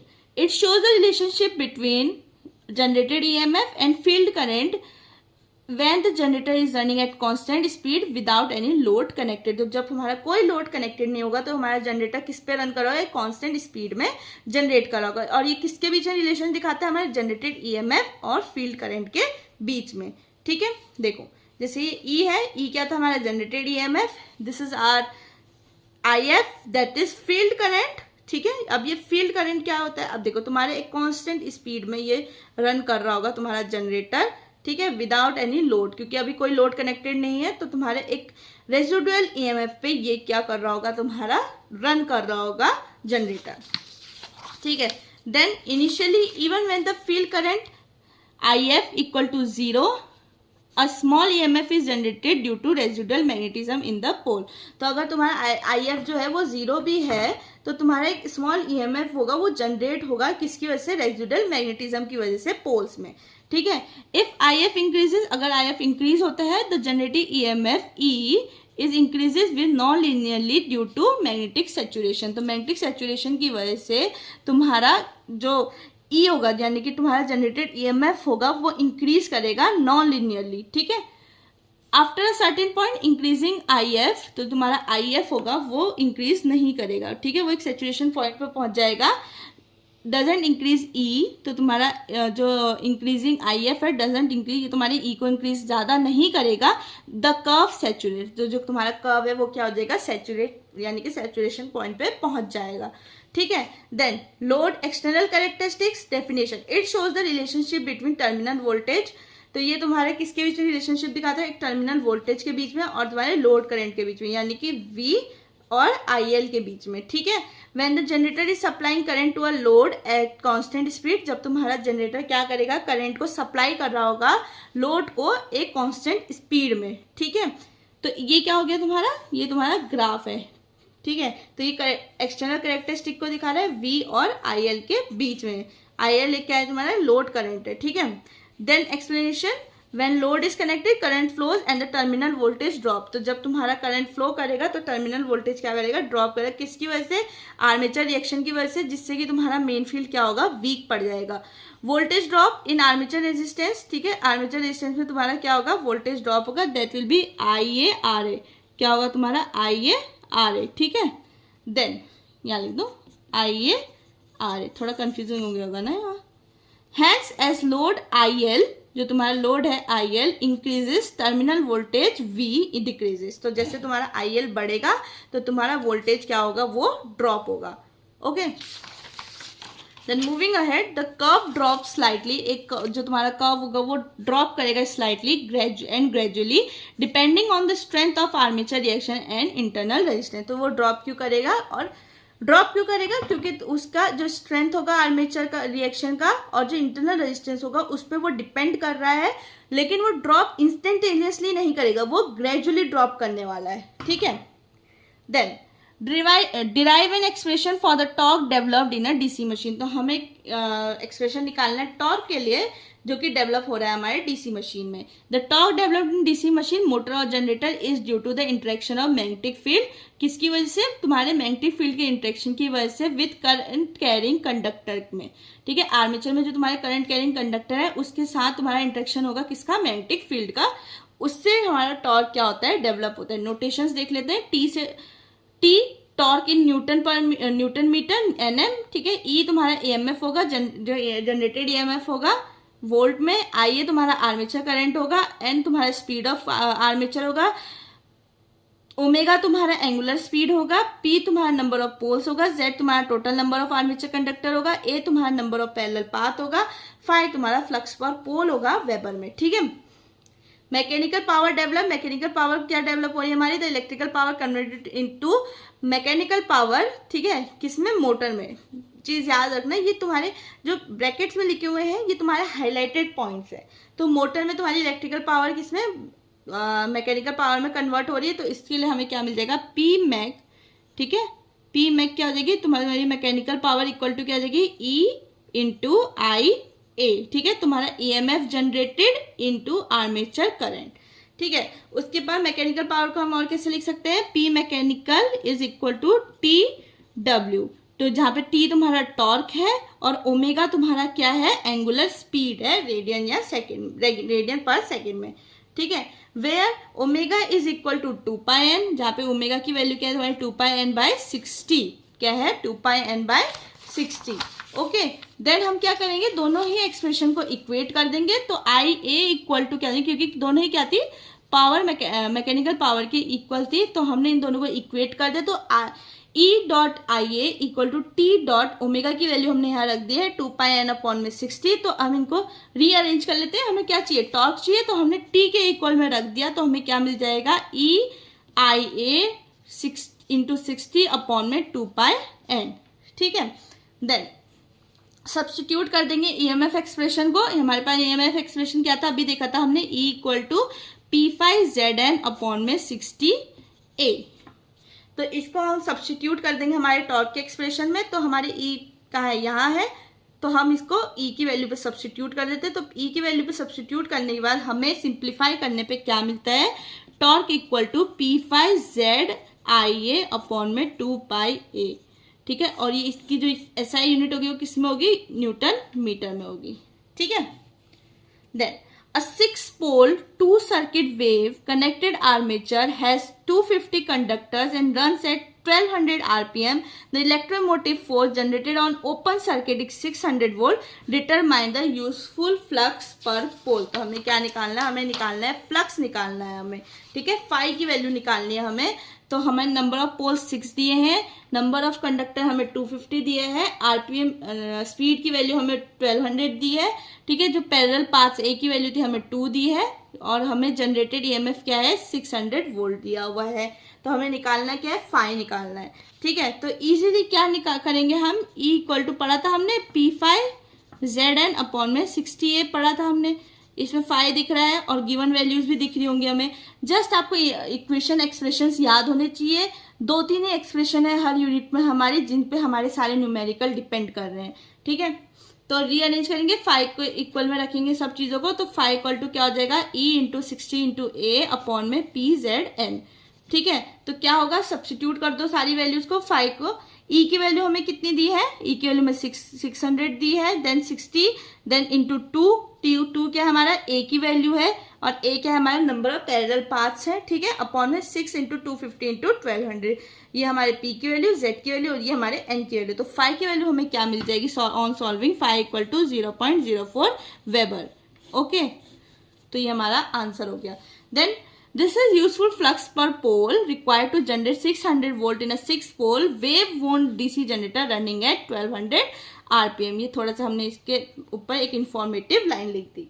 Then draw a neat sketch of a DC machine and explain its working. तो एक डीसी मशीन का स्केच बनाना है। ये क्वेश्चन बहुत इंपॉर्टेंट है। ये मतलब 100% नहीं, बट 95 to 98% ये आता ही आता है ये क्वेश्चन। तो it's very important. DC machine can function either as a generator और as a motor depending on how it's connected and operated. तो ये कैसे कनेक्टेड होगा और ऑपरेटेड होगा। तो इसका डायग्राम भी ईजी है, एज सच कोई डिफिकल्ट डायग्राम नहीं है, बस आपको याद रखना है। ठीक है, एक सर्कुलर शेप याद रख लो, सर्कुलर शेप जो कि ऐसे नीचे बेस है, एक फ्लैट बेस है जिसके पास, जिसके अंदर फिर आपको कुछ चीज़ें बनानी पड़ेंगी। जैसे ये थोड़ा कॉम्यूटेटर बनाना पड़ेगा आपको, सर्कुलर उसमें बनाना है, लाइन खींच देना, तो ये कॉम्यूटेटर बन जाएगा। देन शाफ्ट बना देना, एक अंदर एक और सर्कल खींच देना। ठीक है, एक और सर्कल ले लेना, इससे तुम्हारा शाफ्ट बन जाएगा। देन तुम्हारा पोल बना देना। ठीक है, पोल दिखा देना, पोल शू दिखा देना, आर्मेचर कंडक्टर, फील्ड वाइंडिंग, ये तुम्हारी फील्ड वाइंडिंग हो गई। देन फील्ड पोल, ठीक है, कॉम्यूटेटर हो गया, ये भी बता दिया मैंने। फ्रेम दिखा देना, फ्रेम तो यही होगा जिसे सपोर्ट कर रहा होगा। ठीक है, तो डिफिकल्ट नहीं है, याद करना बस चीज़ों को कैसे बनाए हुए हैं। कॉम्यूटेटर के अंदर तुम्हारा शाफ्ट है, ऐसे याद रख सकते हो आप। ठीक है, फ्रेम के अंदर आपका सबसे पहले ऐसे देख सकते हो, देखिए फ्रेम के अंदर तुम्हारा आर्मेचर या आर्मेचर कंडक्टर आया, आर्मेचर कंडक्टर के अंदर तुम्हारा कॉम्यूटेटर आया, कॉम्यूटेटर के अंदर तुम्हारा शाफ्ट आया। ओके, थोड़ा सा यहाँ पे पोल्स वगैरह देख लेना, north pole, south pole. Okay, तो ये तुम्हारा डीसी मशीन का डायग्राम हो जाएगा। Then working of DC machine, a DC machine can operate as either DC generator और डीसी मोटर, दोनों की तरह से हम इसे काम कर सकते हैं। Converts mechanical energy into electrical energy, generator क्या करेगा, तुम्हारे मैकेनिकल एनर्जी को इलेक्ट्रिकल एनर्जी में कन्वर्ट करेगा। मोटर क्या करेगा, तुम्हारी इलेक्ट्रिकल एनर्जी को मैकेनिकल एनर्जी में कन्वर्ट करेगा। Then working as a DC generator, जब डीसी जनरेटर की तरह काम करेगा तो मैकेनिकल एनर्जी क्या करेगी, रोटेट करेगी आर्मेचर को मैग्नेट फील्ड के अंदर। तो फेराडे लॉ के according an EMF is induce in armature winding, जिसकी वजह से क्या होगा, तुम्हारा एक ईएमएफ इंड्यूस होगा आर्मेचर वाइंडिंग में। The commutator convert AC into DC, ये तुम्हारे एसी को डीसी में कन्वर्ट करेगा, supplying power to an external circuit, जिससे कि तुम्हारी पावर एक एक्सटर्नल सर्किट को सप्लाई होगी। तो जब डीसी मोटर की तरह काम करेगा तो तुम्हारे इलेक्ट्रिकल करंट को सप्लाई करेगा ये आर्मेचर में थ्रू ब्रशेस, ठीक है। The interaction of current with the field produces torque, यहाँ पे तुम्हारा जो करंट होगा जब वो फील्ड के साथ इंटरेक्ट करेगा, तो मैग्नेटिक फील्ड के साथ इंटरेक्ट करेगा तो क्या करेगा, टॉर्क को प्रोड्यूस करेगा। The motor starts rotating converting electrical energy into mechanical motion, तो तुम्हारा मोटर होगा वो रोटेट करना स्टार्ट करेगा, जिससे कि तुम्हारी इलेक्ट्रिकल एनर्जी कन्वर्ट होगी किसमें, तुम्हारे मैकेनिकल मोशन में, ठीक है। Then draw a neat sketch of 3-phase induction motor and explain its working। तो अब हमें 3-phase इंडक्शन मोटर बनाना है जिस और फिर उसकी वर्किंग भी देखनी है।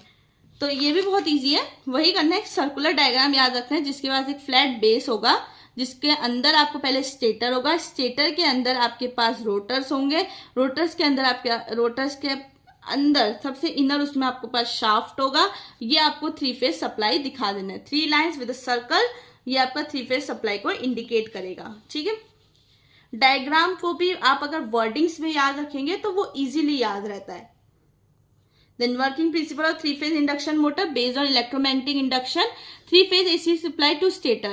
When a 3-phase AC supply is given to the stator winding, तो क्या करेगा वो प्रोड्यूस करेगा तुम्हारी रोटेटिंग मैग्नेटिक फील्ड को एट सिंक्रोनस स्पीड ns, ठीक है। फिर इंड्यूस ईएमएफ इन रोटर क्या होगा, this EMF cuts the rotor conductor, इसमें कट करेगा ये रोटर कंडक्टर में फेराडेज लॉ की वजह से एक इंड्यूस्ड एक ईएमएफ इंड्यूस होगा तुम्हारे रोटर में, ठीक है। Since the rotor is close circuit, तुम्हारा रोटर क्या है, क्लोज सर्किट है, specially in squirrel cage type current starts flowing. तो जब तुम्हारा रोटर क्लोज सर्किट में होगा तो तुम्हारा करंट क्या करेगा, फ्लो करना स्टार्ट कर देगा। देन टॉर्क प्रोडक्शन लॉरेंट्ज फोर्स, ठीक है। The interaction between the induced current in rotor and the rotating magnetic field produces torque on the rotor via Lorentz force। तो तुम्हारे जो induced current और जो तुम्हारा rotating magnetic field है, इनके इंट्रैक्शन की वजह से क्या प्रोड्यूस होता है, तुम्हारा टॉर्क प्रोड्यूस होता है रोटर में। This causes the rotor to start rotating in the direction of rotating magnetic field। तो इससे क्या होगा, तुम्हारा रोटर क्या होगा, रोटेट करना स्टार्ट कर देगा तुम्हारे मैग्नेटिक फील्ड की डायरेक्शन पे। Then rotor never catches up, the rotor always rotates slower than the stator field। तो तुम्हारा रोटर जो होगा वो हमेशा रोटेट किससे स्लोअर करेगा, रोटेट किससे, स्टेटर फील्ड से। This difference is in speed is called slip. तो ये डिफरेंस क्या कहलाता है, हमारा स्लिप कहलाता है। Slip is essential for induction, slip तुम्हारा एसेंशियल होता है इंडक्शन में। No slip, no relative motion, no induced EMF, ठीक है। Then discuss the concept of parallel path in DC machine. In DC machine motor और generator the armature winding is divided into multiple parallel path to distribute current efficiently, ठीक है। तो तुम्हारा जो DC machine होता है, मोटर या generator दोनों में ही द आर्मेचर वाइंडिंग क्या करते हैं, तुम्हारे मल्टीपल पैरेलल पाथ्स में डिवाइडेड होती है, जिससे कि तुम्हारा करंट एफिशिएंटली डिवाइडेड होता है या डिस्ट्रीब्यूटेड होता है, जिससे कि तुम्हारी परफॉर्मेंस इंप्रूव होती है। The number of parallel path depends on machines winding type and number of poles. तो जो पैरेलल पाथ होंगे वो किस पे डिपेंड करेंगे, तुम्हारी मशीन के वाइंडिंग टाइप पे या नंबर ऑफ पोल्स पे। तो पैरेलल पाथ्स को देख लेते हैं। तो पैरेलल पाथ्स किसको रिफर करते हैं, division in the armature winding, जो भी तुम्हारा डिवीजन होता है आर्मेचर वाइंडिंग में, that provide multiple pathways for current to flow. तो ये क्या करते हैं, तुम्हारे क्या प्रोवाइड कराते हैं, मल्टीपल पाथवे प्रोवाइड कराते हैं तुम्हारे करंट के लिए, फ्लो करने के लिए, okay. Then impact determines the current flowing through each conductor and affects machine characteristic like torque and efficiency. तो ये क्या डिटरमाइन करते हैं, तुम्हारे करंट के फ्लो को डिटरमाइन करते हैं हर एक कंडक्टर से, जिससे तुम्हारे मशीन की कैरेक्टरिस्टिक्स अफेक्ट होती हैं, कैसी, टॉर्क और एफिशिएंसी, ये 2 कैरेक्टरिस्टिक्स, ठीक है। Types of armature windings and parallel path, क्या क्या टाइप होते हैं, पहला होता है lap winding, number of parallel path equal to number of pole, जितने तुम्हारे पैरेलल पाथ होंगे उतने ही तुम्हारे नंबर ऑफ पोल्स होने चाहिए। Use in high current low voltage machine, जिसमें हाई करंट क्या होगा तुम्हारा, हाई होगा, वोल्टेज क्या होगा तुम्हारा, कम होगा, वो मशीन में लैप वाइंडिंग यूज होती है। More suitable for heavy duty application such as traction motors, तो ये तुम्हारे हैवी ड्यूटीज के लिए ज्यादा एफिशिएंट होते हैं। Then wave winding, number of parallel paths equal to 2 regardless of pole कितने भी हो, लेकिन नंबर ऑफ पैरेलल पाथ्स कितने होने चाहिए, वो 2 ही होने चाहिए। यूज इन हाई वोल्टेज और लो करंट मशीन, इसमें वोल्टेज हाई होना चाहिए और करंट क्या होना चाहिए, वो लो होना चाहिए। उसके बाद तुम्हारा preferred for long distance power transmission, जो तुम्हारा पावर ट्रांसमिशन होता है वो लॉन्ग डिस्टेंस अगर होगा तो उसमें ये प्रिफर्ड किया जाता है तुम्हारा वेव वाइंडिंग, ठीक है। Why are parallel path important? Parallel path क्यों इंपॉर्टेंट है? Balance load distribution, balance load distribution के लिए कि अगर तुम्हारा करंट फ्लो इवन है, ठीक है, ensure even current flow preventing overheating in specific winding, तो ये तुम्हारे ओवरहीटिंग को भी प्रिवेंट करता है वाइंडिंग्स में, ठीक है। अफेक्ट्स टॉर्क एंड स्पीड, दो कैरेक्टरिस्टिक्स है हमारी, उनको अफेक्ट करता है। मोर पैरेलल पाथ रिड्यूस रेजिस्टेंस पर पाथ इंपेक्टिंग टॉर्क एंड परफॉर्मेंस, तो ये तुम्हारे किसको रिड्यूस करता है? रेजिस्टेंस को रिड्यूस करता है पर पाथ पे, ठीक है। देन इससे क्या होता है? तुम्हारे टॉर्क और परफॉर्मेंस इंपैक्ट होते हैं, बेटर ही होते हैं। हेल्प्स इन मशीन डिजाइन, तुम्हारे मशीन डिजाइनिंग में हेल्प करता है। इंजीनियर्स चूज लैप और wave winding based on application needs for optimal efficiency, तो मेनली तुम्हारे क्या यूज करते हैं इंजीनियर? लैप और वेव वाइंडिंग को यूज करते हैं, जिससे तुम्हारा ऑप्टिमल एफिशिएंसी अच्छी होती है, ठीक है। Define slip in three phase induction motor, what is its value at starting, तो हमें स्लिप की डिफाइन करना है थ्री फेज इंडक्शन मोटर में। तो स्लिप क्या होता है? तुम्हारा डिफरेंस होता है किसके बीच? सिंक्रोनस स्पीड, ठीक है, of the stator rotor magnetic field and actual rotor speed, ठीक है। तो क्या होता है स्लिप? क्या होता है तुम्हारा? NS माइनस NR, ये हम पहले भी देख चुके थे। NS synchronous speed of the stator's rotating magnetic field, NR तुम्हारा क्या होगा? Rotor speed, actual rotor speed in induction motor. Then express कैसे किया जाता है हम इसको? इट इज एक्सप्रेस एज, ये परसेंटेज में है, ठीक है, equal to NS minus NR upon में NS इंटू 100, ओके। NS तुम्हारा सिंक्रोनस स्पीड और NR तुम्हारा रोटर स्पीड, ठीक है। वैल्यू ऑफ स्लिप क्या है तुम्हारी? स्टार्टिंग में at the moment of starting the rotor is stationary, तुम्हारा रोटर स्टेशनरी होगा तो NR की वैल्यू क्या हो जाएगी? तुम्हारी 0 हो जाएगी, ठीक है। NR की वैल्यू क्या हो जाएगी? 0 हो जाएगी। तो अगर इसे हम स्लिप इक्वेशन में रखें तो ये क्या हो जाएगा तुम्हारा? At starting the slip is 100% gradually decreasing as the motor accelerate, तो एट स्टार्टिंग में क्या होगी? तुम्हारी स्लिप की वैल्यू 100% होगी, लेकिन ग्रेजुअली डिक्रीज करेगी जैसे जैसे तुम्हारा मोटर एक्सेलरेट करेगा। Then explain the different method use for speed control of DC shunt motor, तो तुम्हें डिफरेंट मेथड्स देखते हैं। और DC shunt motor allow speed control by varying armature voltage, तो तुम्हारे किसको अलाउ करता है? स्पीड कंट्रोल को अलाउ करता है। कैसे? अब वेरिंग आर्मेचर वोल्टेज होना चाहिए, ठीक है, तुम्हारे पास फील्ड फ्लक्स होना चाहिए, रेजिस्टेंस होना चाहिए। अब मेथड क्या क्या है? फ्लक्स कंट्रोल मेथड, पहला क्या है? फ्लक्स कंट्रोल मेथड, ये क्या करेगा? तुम्हारे फील्ड को कंट्रोल करेगा। तो speed N is inversely proportional to the flux phi, ठीक है। तो स्पीड N जो है तुम्हारी वो इनवर्सली प्रोपोर्शनल है किसके साथ? फ्लक्स फाई के साथ, ठीक है। Then how it work? Reducing field current decreases flux, जितना तुम्हारा फील्ड करंट होगा वो क्या करेगा? तुम्हारे फ्लक्स को रिड्यूस करेगा और स्पीड को इंक्रीज करेगा। इंप्लीमेंटेशन कैसे होगा? A variable resistance rheostat is added in series in the with the field winding, जो तुम्हारी फील्ड वाइंडिंग होगी उसमें हम क्या यूज करेंगे? तुम्हारा रियोस्टेट को यूज करेंगे, जो कि तुम्हारा क्या है? वेरिएबल रेजिस्टेंस है।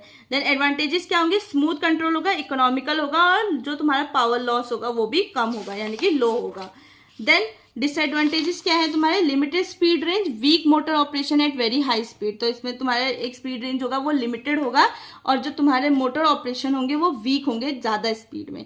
Then armature motor voltage control, variable supply voltage principle क्या होगा? जब स्पीड N होगी वो डायरेक्टली प्रोपोर्शनल होगी तुम्हारे आर्मेचर वोल्टेज से, ठीक है। जो तुम्हारी स्पीड होगी N वो क्या होगी? डायरेक्टली प्रोपोर्शनल होगी तुम्हारे आर्मेचर वोल्टेज से, ठीक है। तो ये काम कैसे करते हैं? Changing supply voltage alters speed, तो तुम्हारी जो सप्लाइड वोल्टेज है उससे तुम्हारी स्पीड क्या होगी? ऑल्टर होगी, ठीक है। इंप्लीमेंटेशन क्या है? A separate variable DC voltage source और कंट्रोल रेक्टिफायर्स, तो एक सेपरेट वेरिएबल वोल्टेज सोर्स हमें यूज करना पड़ेगा जो कि DC होगा और एक कंट्रोल्ड रेक्टिफायर हमें उसमें यूज करना होगा, ठीक है। Then advantages, efficient speed control without extra resistance, कोई एक्स्ट्रा रेजिस्टेंस यूज करने की जरूरत नहीं है, हमारे पास एफिशिएंट स्पीड कंट्रोल आ जाएगा। डिसएडवांटेजेस क्या है? रिक्वायर स्पेशल पावर सप्लाईज, तुम्हारे पास एक स्पेशल पावर सप्लाई होना चाहिए जो कि एक्सपेंसिव होते हैं फॉर लार्ज मोटर्स, तो लार्ज मोटर्स के लिए ऑब्वियसली वो क्या होंगे? एक्सपेंसिव होंगे। Then armature resistance control principle क्या है? Speed reduces when resistance is introduced in the armature circuit, तो स्पीड क्या होगी तुम्हारी? कम होगी जब तुम्हारा रेजिस्टेंस इंट्रोड्यूस किया जाएगा इसमें इन द आर्मेचर सर्किट में, ठीक है। How it works? तो variable resistance is added in series with the armature, तो तुम्हारा वेरिएबल रेजिस्टेंस होगा वो ऐड किया जाएगा सीरीज में आर्मेचर में, ठीक है। इम्प्लीमेंटेशन क्या होगा तुम्हारा, यूजिंग एक्सटर्नल रजिस्टर्स और रियोस्टेट। तो इसमें हम क्या यूज करने वाले हैं, तुम्हारे एक्सटर्नल रजिस्टर यूज करने वाले हैं, जो कि रियोस्टेट भी हो सकता है। Advantages, simple and cost effective. Disadvantage क्या होगा इसका, high power loss due to resistance heating. अगर रेजिस्टेंस हीटिंग हो गई तो हमारा पावर लॉस भी ज्यादा होगा। रिड्यूस्ड एफिशिएंसी, तो हमारी एफिशिएंसी क्या हो जाएगी, रिड्यूस हो जाएगी। Then describe the construction and working principle of a synchronous generator. तो हमें क्या देखना है, सिंक्रोनस जनरेटर की कंस्ट्रक्शन और वर्किंग प्रिंसिपल देखना है। तो कंस्ट्रक्शन क्या है पहले वो देख लेते हैं। In general synchronous generator consist of 2 part, rotor and stator. Rotor होगा और स्टेटर होगा। रोटर तुम्हारे रोटेटिंग पार्ट, स्टेटर तुम्हारे stationary part. The rotor part consist of field poles, stator part consist of armature conductor, ठीक है। तो तुम्हारे rotor part में क्या आएंगे, फील्ड पोल्स आएंगे, और तुम्हारे स्टेटर पार्ट में क्या आएगा, आर्मेचर कंडक्टर्स आएंगे। The rotation of field poles in the presence of armature conductor induces an alternating voltage which results in electrical power generation. तो जब तुम्हारे फील्ड पोल रोटेट करेंगे तो आर्मेचर कंडक्टर्स की प्रेजेंस में उसमें एक अल्टरनेटिंग वोल्टेज इंड्यूस होगा, जिससे तुम्हारे इलेक्ट्रिकल पावर का जनरेशन होगा। The speed of field poles is synchronous. तो तुम्हारे फील्ड पोल्स की जो स्पीड होगी वो क्या होगी, सिंक्रोनस होगी। तो इसको हम कैसे शो करेंगे, ns इक्वल टू, सिंक्रोनस है तो ns equal to 120f upon में p, ठीक है। यहाँ पे f तुम्हारा इंडिकेट करता है अल्टरनेटिंग करंट फ्रीक्वेंसी को, और p तुम्हारा इंडिकेट कर रहा है नंबर ऑफ पोल्स को, ठीक है। तो ये तुम्हारा डायग्राम है। Then working principle of synchronous generator, ठीक है। सिंक्रोनस जनरेटर ये हमने देख लिया, कंस्ट्रक्शन और डायग्राम देख लिया सिंक्रोनस जनरेटर का। अब इसकी वर्किंग देख ले। सिंक्रोनस जनरेटर, तो synchronous generator also known as alternator, इसे हम ऑल्टरनेटर भी कहते हैं। ये कन्वर्ट करता है तुम्हारे मैकेनिकल एनर्जी को इलेक्ट्रिकल एनर्जी में, किसके फॉर्म में, अल्टरनेटिंग करंट के फॉर्म में, ठीक है। इसका बेसिक प्रिंसिपल क्या होता है, इसका बेसिक प्रिंसिपल जो है वो बेस्ड है तुम्हारे Faraday's laws of electromagnetic induction में, जो कि क्या स्टेट करता है, जब भी तुम्हारे कंडक्टर पे कट लगेगा, ठीक है, कट करेगा वो किसको, मैग्नेटिक फील्ड को, तो एक ईएमएफ इंड्यूस होगा उसमें, ठीक है। जब भी तुम्हारा कंडक्टर कट करेगा मैग्नेटिक फील्ड को तो एक ईएमएफ उसमें इंड्यूस होगा। तो ये काम कैसे करता है, rotor produces rotating magnetic field, ठीक है। रोटर क्या करेगा, हमारे रोटेटिंग मैग्नेटिक फील्ड को प्रोड्यूस करेगा। The rotor has field winding supplied with DC current from an external source exciter. तो ये रोटर क्या करेगा, तुम्हारी फील्ड वाइंडिंग होगी इसमें, ये क्या करेगा, डीसी करंट को सप्लाई करने वाला है एक्सटर्नल सोर्स से, जिसे हम एक्साइटर भी कहते हैं। As the rotor is rotated mechanically, तो तुम्हारा रोटर क्या होगा, मैकेनिकली रोटेट कर रहा होगा, तो ये क्या प्रोड्यूस करेगा, तुम्हारे रोटेटिंग मैग्नेटिक फील्ड को प्रोड्यूस करेगा। Stator conductors cut the magnetic field, जो तुम्हारे स्टेटर कंडक्टर्स होते हैं वो क्या करते हैं, मैग्नेटिक फील्ड को कट करते हैं। द स्टेटर है stationary armature windings. As the rotor spins, its magnetic field cuts across the stator winding and according to Faraday's law, EMF is induced. तो जैसे तुम्हारा जो रोटर होगा वो स्पिन करेगा, मैग्नेटिक फील्ड क्या करेगा, तुम्हारा कट होगा किसके अक्रॉस, तुम्हारे स्टेटर वाइंडिंग्स के अक्रॉस, और जिससे कि तुम्हारा EMF क्या होगा, इंड्यूस होगा। देन AC आउटपुट इज जनरेटेड। तो इससे क्या होगा, हमारा AC आउटपुट जनरेट होने वाला है, ठीक है, ऑल्टरनेटिंग करंट जनरेट होने वाला है। The EMF induce EMF in the status winding is alternating in nature. तो वो ऑलरेडी ऑल्टरनेटिंग है नेचर में, जो कि तुम्हारा EMF इंड्यूस होने वाला है स्टेटर वाइंडिंग में। As the magnetic field changes direction related to the stator conductor, जैसे तुम्हारा मैग्नेटिक फील्ड चेंज होगा उसका डायरेक्शन चेंज होगा किसके रिलेटिव, स्टेटर कंडक्टर्स के relative. This EMF is collected at the AC output from the stator terminals. तो तुम्हारा जो ये EMF होगा ये तुम्हारा AC आउटपुट कलेक्ट होने वाला है किसमें, स्टेटर टर्मिनल में। Then derive an expression for torque in three phase induction motor. तो इसमें तुम्हारा क्या करना है, टॉर्क के एक्सप्रेशन को हमें डिराइव करना है 3-फेज इंडक्शन मोटर में। तो इसमें क्या है, S से तुम्हारा स्लिप होगा, E2 तुम्हारा रोटर EMF पर phase at standstill, I2 तुम्हारा रोटर करंट पर फेज होगा, R2 तुम्हारा रोटर रेजिस्टेंस पर फेज होगा, X2 तुम्हारा रोटर रिएक्टेंस होगा, T तुम्हारा टॉर्क होगा, PG तुम्हारा एयर गैप पावर होगा, NS तुम्हारा सिंक्रोनस स्पीड होगा, NR तुम्हारा रोटर स्पीड होगा, एंड ओमेगा S तुम्हारा 2 NS अपॉन में 60 synchronous speed, synchronous angular speed है ये तुम्हारी, ठीक है। अब इसको देखते हैं, power across the air gap, rotor input power. तो तुम्हारे एयर गैप में जो पावर होगी वो किस तरीके से लिखेंगे हम, power transfer from stator to rotor is called air gap power. तो जो पावर तुम्हारी स्टेटर से रोटर में गई है उसे हम कहते हैं एयर गैप पावर, जिसे हम लिखते हैं PG equal to 3I² 2 R2S, ठीक है, तो ये होगा तुम्हारा 3I², यानी कि तुम्हारा जो रोटर करंट है उसका 3 टाइम्स, ठीक है, उसका 3 times into R2/S। Mechanical power develop, rotor output power, ये रोटर इनपुट पावर थी, अब आउटपुट पावर देखते हैं। तो only part of this power is converted into mechanical power, rest is lost in rotor resistance. तो खाली क्या होता है तुम्हारा एक पार्ट होगा इस पावर का जो कि कन्वर्ट होगा मैकेनिकल पावर में, जो बाकी होगा वो तुम्हारा रोटर रेजिस्टेंस में खो जाएगा, यानी कि लॉस्ट हो जाएगा। देन PM इक्वल टू, इसमें हो जाएगा तुम्हारा PM that is equal to PG, तुम्हारे mechanical power is equal to PG। PG is what? PG is your air gap power, इसमें 1 - S, ठीक है, 1 - स्लिप, जो तुम्हारा स्लिप है, ठीक है। स्लिप क्या था? डिफरेंस बिटवीन तुम्हारा किसके बीच में डिफरेंस होता है? तुम्हारे सिंक्रोनस स्पीड के बीच में और तुम्हारा जो रोटर स्पीड है, एक्चुअल रोटर स्पीड है, उसके बीच में, ठीक है। देन टॉर्क डेवलप, अब जो तुम्हारा टॉर्क डेवलप होगा वो क्या हो जाएगा? T equal to PM upon में ओमेगा S। ओमेगा S क्या है तुम्हारा? 2πN/S अपॉन में 60, ठीक है, याद रखें 2πN/S अपॉन में 60, ये तुम्हारा ओमेगा S है। Then substituting T equal to, अब हमने PM की वैल्यू निकाली थी तो इसकी वैल्यू को हम इसमें डाल देंगे तो वो हो जाएगा omega S 1 - S into PG upon में ओमेगा S, ठीक है। तो नाउ प्लग इन PG, तो PG को प्लग इन करते हैं हम इसमें। PG की वैल्यू भी हमने निकाल दी, क्या निकाल दी? 3I², ठीक है, इंटू R2 अपॉन में S। तो ये हमारी किसकी वैल्यू थी? PG की वैल्यू थी, ये 2, ठीक है। तो इसको हमने इसमें सब्स्टिट्यूट कर दिया PG की वैल्यू को। Then express I2 into in terms of E2, तो हम I2 को E2 के टर्म्स में लिखने वाले हैं। तो वो कैसे लिखेंगे हम? रोटर करंट पर फेस करने वाले हैं हम। तो I2 इक्वल टू जाएगा तुम्हारा SE2, ठीक है, S तुम्हारा स्लिप हो जाएगा, E2 तुम्हारा क्या था? रोटर EMF पर फेस था, ठीक है, अपॉन में अंडर R2² प्लस SX2 का स्क्वायर, ठीक है। ये तुम्हारा एक्सप्रेशन आ जाएगा। देन इसको थोड़ा सा सॉल्व कर लेते हैं। तो ये अंडर रूट को हम यहाँ ले गए तो हमने उसके अकॉर्डिंग यहाँ पे x² E2 का स्क्वायर लिख दिया, ठीक है। तो ये हमारे पास क्या आ जाएगा? I2 को हमने किसके फॉर्म में लिख दिया? E2 के फॉर्म में लिख दिया। तो अब इजीली हम क्या करेंगे? इस टॉर्क एक्सप्रेशन में हम क्या कर देंगे? I2 की वैल्यू को सब्स्टिट्यूट कर देंगे, I2² की वैल्यू को सब्स्टिट्यूट कर देंगे, ठीक है। I2² ही चाहिए था तो इसलिए हमने I2² की वैल्यू को निकाला है। तो हमने इसको सब्स्टिट्यूट कर दिया। तो इसको सिंप्लीफाई करने पे हमें क्या मिल जाएगा?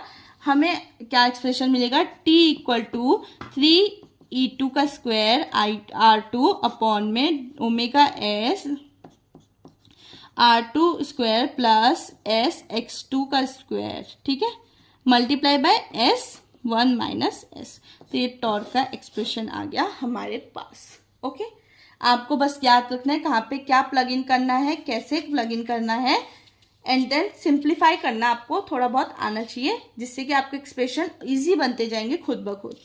Okay, then this is the torque expression for 3-phase induction motor showing a dependence on slip S, rotor resistance R2 and reactance X2, ठीक है। किस पे दिखा रही है अपनी डिपेंडेंस? S पे दिखा रहा है, यानी कि स्लिप पे दिखा रहा है, रेजिस्टेंस पे दिखा रहा है और रिएक्टेंस पे दिखा रहा है। Then explain torque slip characteristics of 3-phase induction motor. तो हमें टॉर्क स्लिप कैरेक्टरिस्टिक्स देखनी, क्या है वो? The torque slip characteristics of 3-phase induction motor defines how torque varies with slip, कैसे तुम्हारा टॉर्क जो है वो वेरी करता है स्लिप के साथ। इट प्लेज अ की रोल इन मोटर, ये तुम्हारा एक की रोल प्ले करता है किसमें? मोटर में, मोटर की परफॉर्मेंस में, ठीक है। देन जो तुम्हारा स्लिप होता है वो क्या होता है तुम्हारा? S equal to NS - NR upon में NS, ठीक है, NRA इंटू 100, ये तुम्हारे स्लिप हो गया, जिसमें NS क्या तुम्हारा सिंक्रोनस स्पीड, NR क्या तुम्हारा रोटर स्पीड। तो अगर S की वैल्यू हम 0 रख देते हैं स्टार्टिंग में, तो हमारे पास S क्या था? 100% था, ठीक है, जो कि ग्रेजुअली डिक्रीज होता रहता है तुम्हारी स्पीड, ठीक है, जैसे मोटर एक्सेलरेट करेगा। तो टॉर्क स्लिप रिलेशनशिप क्या हो जाएगा हमारा? तो torque slip curve has 3 distinct regions. Low slip region क्या होगा? 0 to 5% होगा जहाँ पे। तो नियर सिंक्रोनस स्पीड क्या हो जाएगी? NR और NS की जो स्पीड होगी वो क्या होगी? अप्रोक्सीमेटली सेम होगी। Torque is low and stable, torque तुम्हारा लो होगा, स्टेबल होगा, और जो मोटर होगा वो स्टेडी स्टेट पे ऑपरेट करेगा। देन मीडियम स्लिप रीजन क्या होगा तुम्हारा? 5 to 20% पे होगा जो ठीक है। इसमें जो तुम्हारा टॉर्क होगा वो इंक्रीज करेगा जैसे तुम्हारा स्लिप इंक्रीज करेगा। ऑप्टिमम टॉर्क अकर होगा किसमें, तुम्हारे मैक्सिमम स्लिप पे, ठीक है। देन हाई स्लिप रीजन आएगा जो अबव क्या होगा, तुम्हारे 20% होगा। तो वो क्या होगा, वो बियॉन्ड तुम्हारे किसके होगा, पीक टॉर्क के होगा। इंक्रीजिंग स्लिप रिड्यूसेस टॉर्क, जिससे कि तुम्हारा जो स्लिप होगा, वो जो इंक्रीजिंग स्लिप होगा वो रिड्यूस करेगा टॉर्क को। Excessive slip cause high rotor current leading to heating. तो एक्सेसिव स्लिप क्या करेगा, तुम्हारे हाई रोटर करंट को कॉज करेगा, जिससे कि तुम्हारे लीडिंग हो सकती है किसमें, हीटिंग में, ठीक है। तो ये एक ग्राफ है जो कि हमारे टॉर्क को दिखा रहा है, ठीक है। टॉर्क स्लिप को दिखा रहा है 3 फेज इंडक्शन मोटर में किस तरीके से क्या चीज उस पर अफेक्ट कर रही है। तो एप्लीकेशन क्या होता है, हमारे स्क्विरल केज मोटर है, हैव अ फिक्स्ड R2, ठीक है, तुम्हारे पास फिक्स्ड होगा। So torque slip shape is standard. तो देन स्लिप रिंग मोटर क्या होगा, एक्स्ट्रा रेजिस्टेंस होगा, ठीक है, can be added to shift peak torque leftward, useful for high starting torque. तो तुम्हारे स्लिप रिंग मोटर क्या करेगा, एक्स्ट्रा रेजिस्टेंस देगा जो कि ऐड हो सकता है तुम्हारे शिफ्ट पीक पे, टॉर्क पे लेफ्टवर्ड में, जो कि तुम्हारे हाई स्टार्टिंग टॉर्क के लिए बहुत ज्यादा यूजफुल होगा। तो एप्लीकेशन किसमें होगा, तुम्हारे स्क्विरल केज मोटर्स में और एक स्लिप रिंग मोटर में, ठीक है। Then explain the characteristics of DC generator. तो कैरेक्टरिस्टिक्स देखनी है हमें डीसी जनरेटर की। तो क्या होगा तुम्हारे डीसी जनरेटर की characteristic, the characteristics of DC generator describe how voltage and current behave under different condition. कैसे तुम्हारे वोल्टेज और करंट जो है वो बिहेव करते हैं डिफरेंट कंडीशन के अंडर। तो ये कर्व्स जो होते हैं वो इसेंशियल होते हैं तुम्हारे किसके लिए, परफॉर्मेंस को एनालाइज करने के लिए, ठीक है, सुटेबल जनरेटर को सिलेक्ट करने के लिए फॉर वेरियस एप्लीकेशन, हर एक एप्लीकेशन के लिए सुटेबल जनरेटर को सिलेक्ट करने के लिए। तो पहला होता है तुम्हारा ओसीसी, ओपन सर्किट कैरेक्टरिस्टिक्स, जिसमें कि तुम्हारे नो लोड ईएमएफ होगा, जो ई नॉट होगा, इसका जो ग्राफ बनेगा वो क्या बनेगा, ई नॉट वर्सेस आईएफ के बीच में बनेगा, फील्ड करंट के बीच में बनेगा। तो इसमें क्या कंडीशन होगी, जो तुम्हारा आर्मेचर होगा वो तुम्हारे कांस्टेंट स्पीड पर रोटेट हो रहा होगा, जहां पे कोई भी एक्सटर्नल लोड नहीं होगा। देन शेप क्या होगा इसका, इनिशियली लीनियर होगा, then saturate due to magnetic saturation, ठीक है। इनिशियली क्या होगा, ये लीनियर होगा और फिर तुम्हारा धीरे धीरे सैचुरेट हो जाएगा, उतना इफेक्ट नहीं डाल पाएगा, किसकी वजह से, मैग्नेटिक सैचुरेशन की वजह से। देन पर्पस क्या है, shows the effect of increasing field excitation on generated EMF. इसका पर्पस क्या होता है कि तुम्हारा जो इफेक्ट होता है जो फील्ड एक्साइटेशन का इंक्रीज होने का, वो जनरेटेड ईएमएफ पे शो करता है। Use to determine the voltage buildup process. तो ये तुम्हारे वोल्टेज बिल्डअप प्रोसेस को डिटरमाइन करने में भी हेल्प करता है। देन इंटरनल कैरेक्टरिस्टिक्स क्या है इसकी, जनरेटेड ईएमएफ ई, तो जो हमारा जनरेटेड ईएमएफ होगा ई, उसका और आर्मेचर करंट का आईए का ये क्या होता है, ग्राफ बनता है। Takes into account the demagnetizing effect of armature reaction. तो जो तुम्हारा डीमैग्नेटाइजेशन इफेक्ट होता है तुम्हारे किसका, आर्मेचर रिएक्शन का, उसको ये डिटरमाइन करता है, उसको अकाउंट में लेता है, यानी कि उसकी मदद से ये हमारे जो इंटरनल कैरेक्टरिस्टिक्स हैं उनको शो करता है। Lies below OCC due to armature reaction losses, ठीक है, ये किसके अंडर लाई करता है, तुम्हारे ओसीसी के, किसकी वजह से, आर्मेचर रिएक्शन लॉसेस की वजह से। देन इसका पर्पस क्या होता है, helps in calculating actual EMF under load. तो ये तुम्हें हेल्प करता है एक्चुअल ईएमएफ जो होता है तुम्हारा, उसको अंडर लोड, ठीक है, अंडर लोड जो एक्चुअल ईएमएफ होता है उसको कैलकुलेट करने में ये हेल्प करता है। देन एक्सटर्नल कैरेक्टरिस्टिक्स क्या है इसकी, जो तुम्हारा टर्मिनल वोल्टेज V है वर्सेस तुम्हारा जो लोड करंट है, ठीक है, IL, V वर्सेस IL, ठीक है। ये शो करता है कि कैसे तुम्हारा टर्मिनल वोल्टेज है वो ड्रॉप हो रहा है इंक्रीजिंग लोड करंट, ठीक है, कैसे तुम्हारा टर्मिनल वोल्टेज क्या कर रहा है, वो ड्रॉप कर रहा है विद इंक्रीजिंग लोड करंट।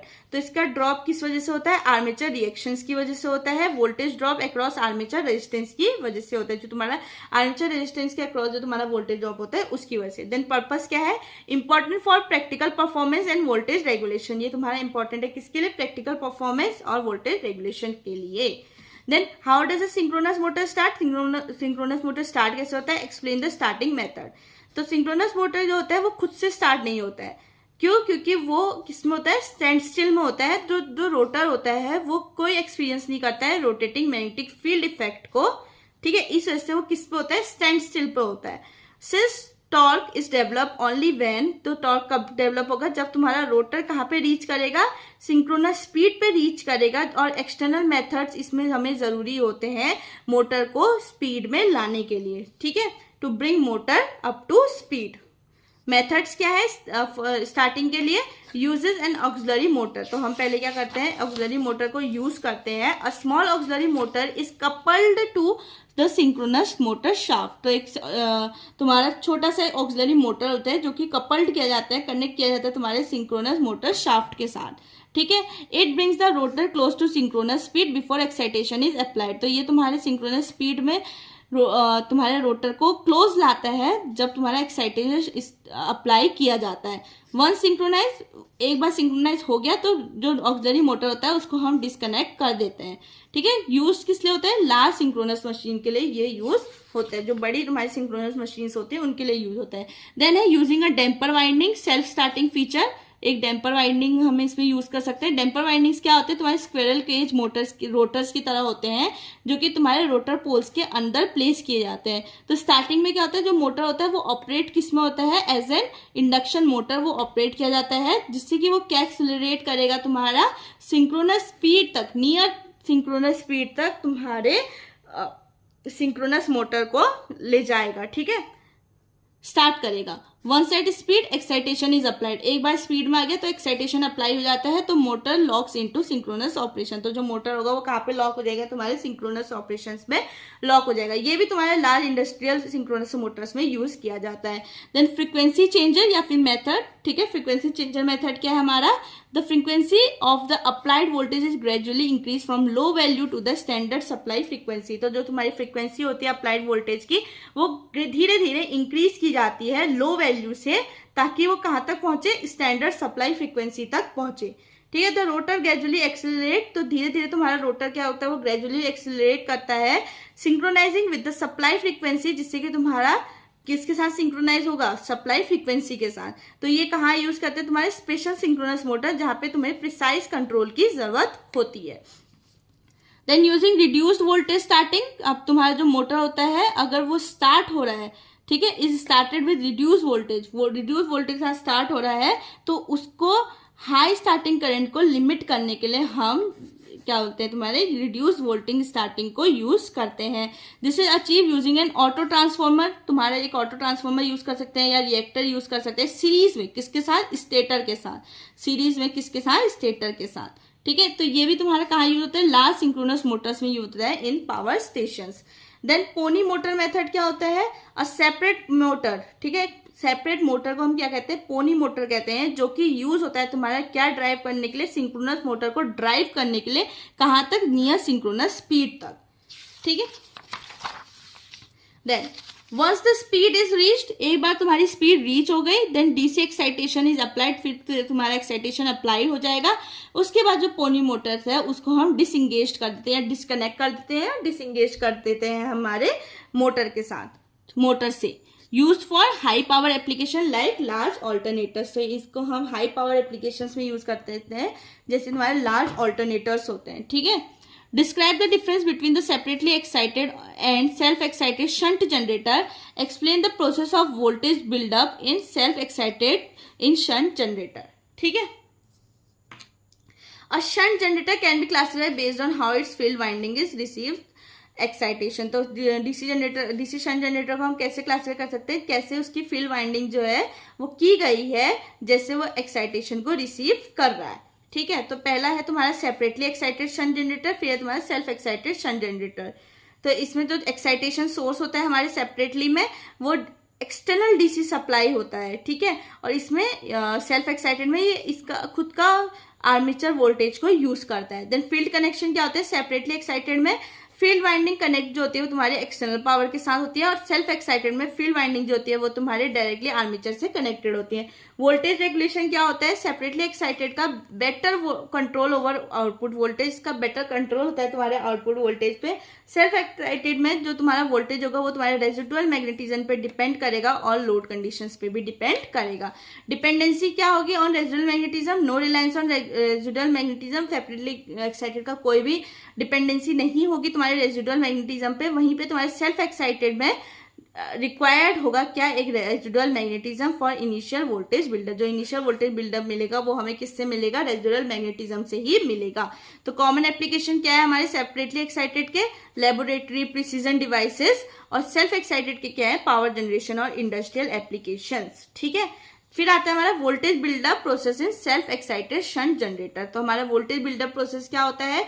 पहला आता है हमारा रेजिडुअल मैग्नेटिज्म। इसमें क्या होता है, जो जनरेटर होता है वो रिलाई करता है तुम्हारे स्मॉल रेजिडुअल मैग्नेटिज्म पे in the iron core of the field pole. जो तुम्हारा आयरन कोर होगा उसके फील्ड पोल पे ये क्या करेगा, जनरेटर रिलाई करेगा तुम्हारे किस पे, स्मॉल रेजिडुअल मैग्नेटिज्म पे।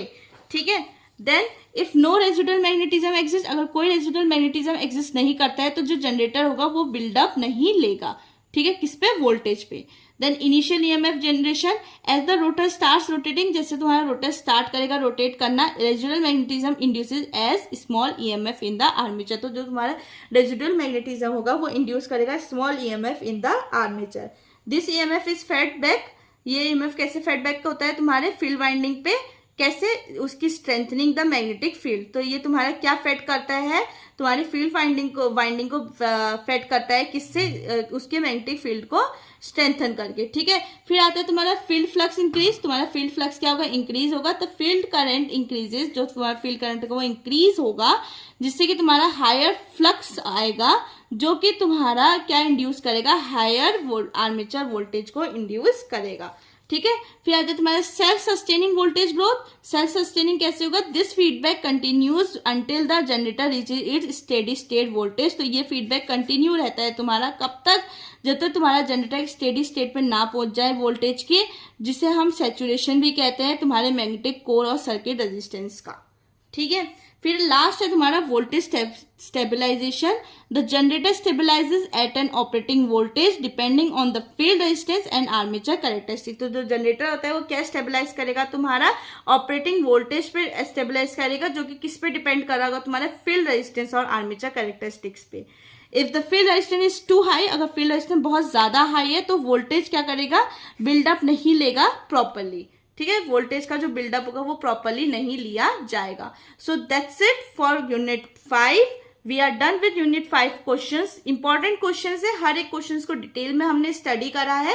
होपफुली आपको आपके एग्जाम में हेल्प करेगा अच्छे नंबर स्कोर करने में। All the best for your exams and thank you very much for watching this video till and.